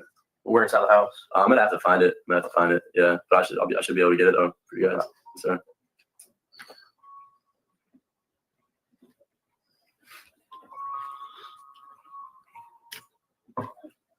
And yeah, and the paperwork is it's all that stuff I already mentioned, and then there's a couple pages that he already had in there included of like his charges and all that. You know, when you stuff like that. So all that's in it. It's still in the same envelope. That manila envelope that it all came in. No, that was not. So I threw that away. But none of the writing is in his handwriting. No. And I'll mention also when I told you guys like 4 days ago when he was talking to me, he was like a little suspicious, and I had to calm his mind. You know, he was like asking me about, oh, what if you set me up when I go to pay you at the end of this situation? He was also like, he also brought up something where he said that he was talking about that paperwork because maybe I guess he's like, he does want me to still help him, and I believe it's gonna work with this guy, this third party guy for sure. But I guess he's so crazy, he's so he knows, he's just like worried, really worried. So he told me, like, he was like, I had that like transcribed and everything. I'm like, yeah, man, of course, of course, I know you had it. I know, Brian, I know you did. I'm playing it all off. But Is that how you know it's not in his handwriting because of that statement he made? Or yes, okay, yeah. so you're not comparing it to his handwriting? No, that's it. Just because he told me that. Have you ever seen his handwriting at all? No, I don't think I have. If I have, maybe just on a piece of paper at a table, and I don't really remember like looking at it. Maybe it is his hand. It could be his handwriting. Could be. Maybe he didn't have a transcribe. Maybe it is in his handwriting. But that's what he told me, that he had a transcribe. What kind of paper is it on? Like white printer paper. Something like that, or Not with lines on it. Just like it goes in the printer. Like there's no lines on it. I think maybe 2 or 3 of the sheets had lines on it, but the majority of the paperwork was just blank white paper, printer paper, just like that paper right there. I guess what they wrote on.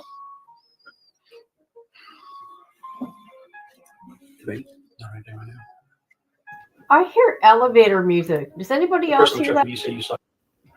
I hear elevator music. Is there actually elevator music? Does Zab have that out there? I wonder. That would be funny. That would be funny. Listen, Saw his face, you might want to recognize it. it's elevator music. All right, will you raise your right hand for me? Sure. You swear from the statement you just gave us is the truth, the whole truth, nothing but the truth, to the best of your knowledge, to help you God. Yes, sir, I do. Were you coerced, promised, or threatened to give a statement today? No, sir.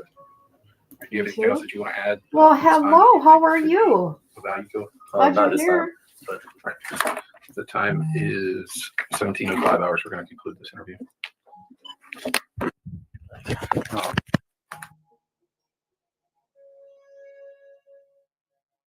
Okay. So is that bad? I don't know. Alrighty, We're gonna find out. Is that the end? No, I played the music. They didn't play it. Oh, she was playing. What'd you guys think? Oh God! See, I always get ahead of myself. She was playing the music in the background. She was playing the elevator music. Okay, that's funny. Think. I mean, those of you guys aren't familiar with the case. It might not be. You might not be following. Okay. So, boy, let me tell you. I see why he tries to keep himself in protective custody because of stuff like this. Okay, so here. I'm just going to show you the people. We already seen the, whatchamacallit. Here is Denise's. Okay. She's at Florida's reception center. She's been there since 2019. She got 30 years. Now, I don't know if you guys know this about Denise Williams' trial. She was found guilty, and I think she actually would have gotten the death penalty. However, her case came back on appeal. On appeal, people. So she was resentenced at a later time. That poor mother, what Mike's mother went through. So yeah, there's Denise. And here is, oh, my poor head. And here is Brian. Brian went in 2017. He's at Madison. And his visitation is not suspended. He's not in confinement. So, current release date, 2036.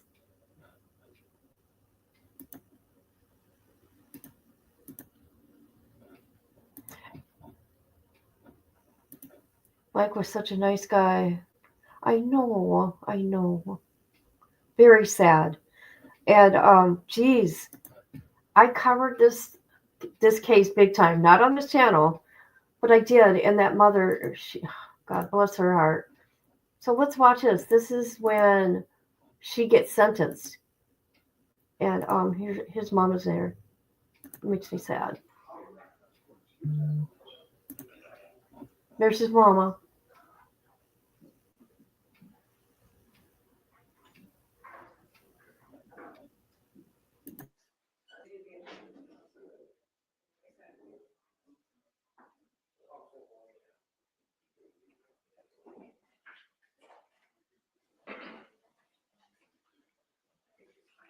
What is she smiling for? Did you see that? All rise for the back in session. She was smiling. I'm informed we have a verdict. I know that this is an emotional issue for many of the people involved in this. But, you know, this jury was drafted. They didn't volunteer to be here. I know they've worked hard and done the best they can. I'd be very offended if anyone were to react in front of the jury. There shouldn't be any reaction at all. If you don't feel like you can abide by that, I would suggest you step out. I would be very offended somebody acts out in front of the jury. So if you don't feel like you can, with dignity, accept whatever is said by the jury, and I don't know what that is, I'll be learning about it at the same time, you would do everybody a favor and just step out. We ready for a jury? Yes, Your Honor. Yes, Your Honor. All right, let's have a jury, please. We're going to have everyone stay till the jurors are off the floor. So maybe one of you.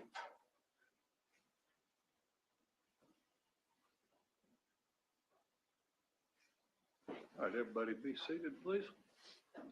Ms. Idlet, I see you with the papers in your hand, or you are a foreperson. Has the jury arrived at a verdict? Would you hand it to the bailiff, please?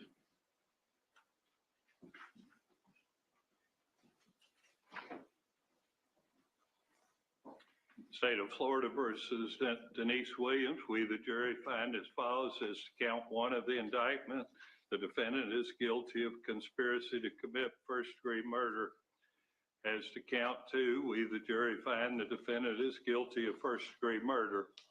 We, the jury, find as follows: as to count three of the indictment, the defendant is guilty of accessory after the fact of first-degree murder. It's been dated and signed by the foreperson. Ms. Idlet, did I accurately reflect the verdict of the jury? Either side wish to have a jury poll? Yes, Your Honor. All right, polling means that I need to confirm with each of you that this is your individual verdict as well as the verdict of the jury as a whole. I'll start with juror number one. Is this your verdict as well as the verdict of the jury as a whole? Number two? Yes. Number three? Yes. Number four? Yes. Number five? Yes. Number six? Yes. Number seven? Yes. Number eight? Yes. Number nine? Yes, Your Honor. Number 10? Yes. Number 11? Yes. Number 12? Yes, sir. Jury has unanimously confirmed the verdict. It appears to be in order. It will be filed. This will conclude your service with us. We do appreciate the time and the attention that you've given us. I know this is difficult duty to come in and make decisions of this nature. It's not appropriate for a judge to comment on a verdict one way or another, so don't take my comments as that, but I do appreciate the fact you came in and worked hard, giving us many hours of your time. For that, we're appreciative. Let me make you aware of one right that you have as a juror. You have a right not to discuss your deliberations. That doesn't mean you're prohibited from talking about them. You can talk about them if you wish, but it is possible someone would inquire of you. It's possible they would inquire to find fault with what you've done. You have every right to simply say, I'd prefer not to talk about it. As I say, that's your right, and if you desire to talk, you're free to do so. We've taken up enough of your time, so we won't be in any long speeches. Have you made arrangements to get them safely out of the building, deputy? We'll let you step out with the deputies. Have the audience remain until jury's cleared the floor. If y'all will let me know when you're cleared the floor, please. Yes, sir.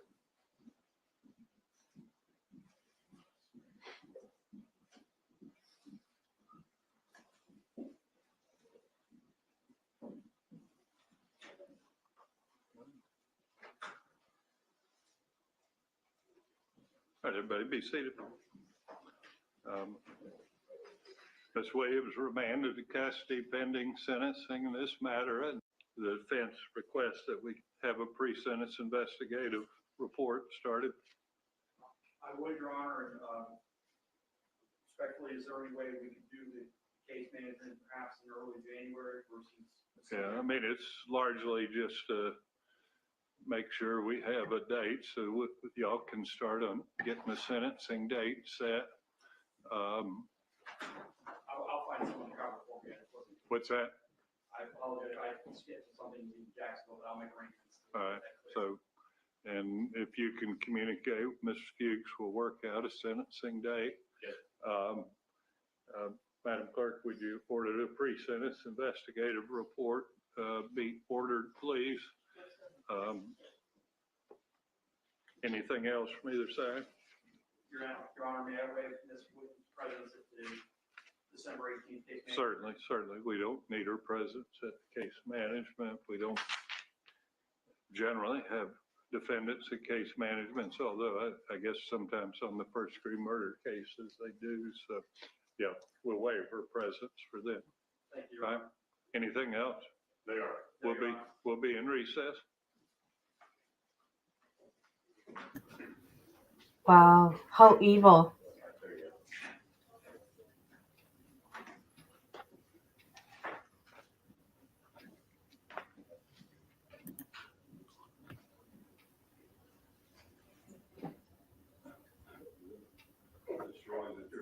Yes.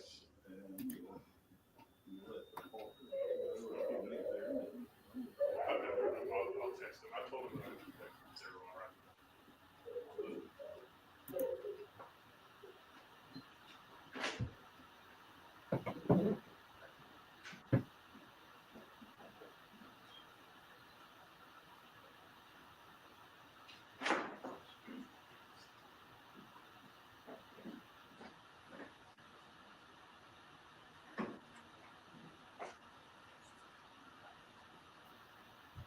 Oh my God, for real? Wasn't her daughter only 18 months when this happened? Well, you know what? Hopefully that, oh God, I don't even know what to say. Oh, Misty, are you still here?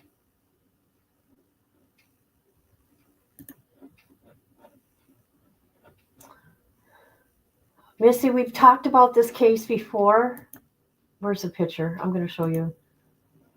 Because of how Miss Barbara is about Timmy's case, how she knows that, here, where's the picture? Oh, look at that. That ain't the one I wanted. But anyway, she was always out there with her signs about her son. Always. And I can't find it off the top of my head here.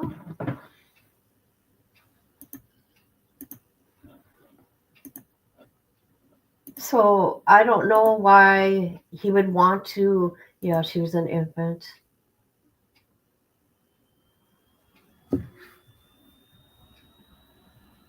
This happened in 2000, right? So she's like 25. Wow. Well, I suppose, they put things into that kid's head someday. Anyways, you could Google his name. Not his name. The murder of Mike Williams. You got to Google, and his face will pop up. He's been on the Oxygen channel, on the ID channel, 48 Hours. Yeah, it's quite the case. A lot of twists and turns.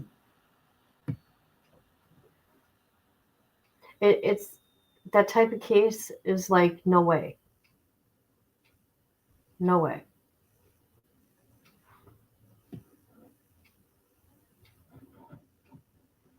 All right. Well, I want to thank everybody for joining me. I'm going through this. Hi, Ella. I still don't get what we got out of this. $20,000. He didn't care. He seen that money And he knew he wasn't going to do anything, but he was going to be sure to, use that money. Oh, yeah.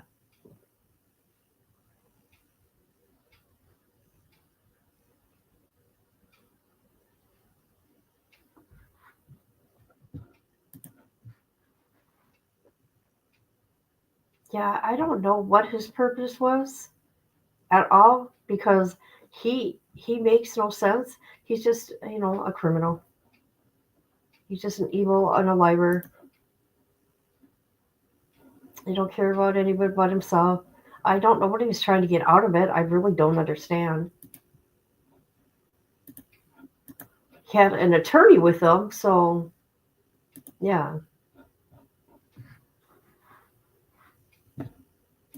It's not like Brian's bro was going to. Yeah, right. Right.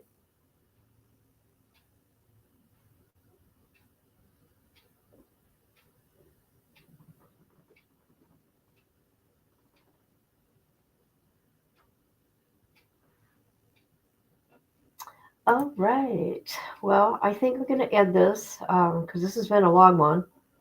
But so yeah, that's the video of Wade snitching and the horrible case of Mike Williams. All right, everybody. I want to thank each and every one of you that watched this video. And I'll be back later. I don't know what time. I'm thinking about maybe a movie. Doing a movie. Yes. I'm thinking about it. Oh, thank you. Okay, I'm going to go eat. I'm hungry. Bye.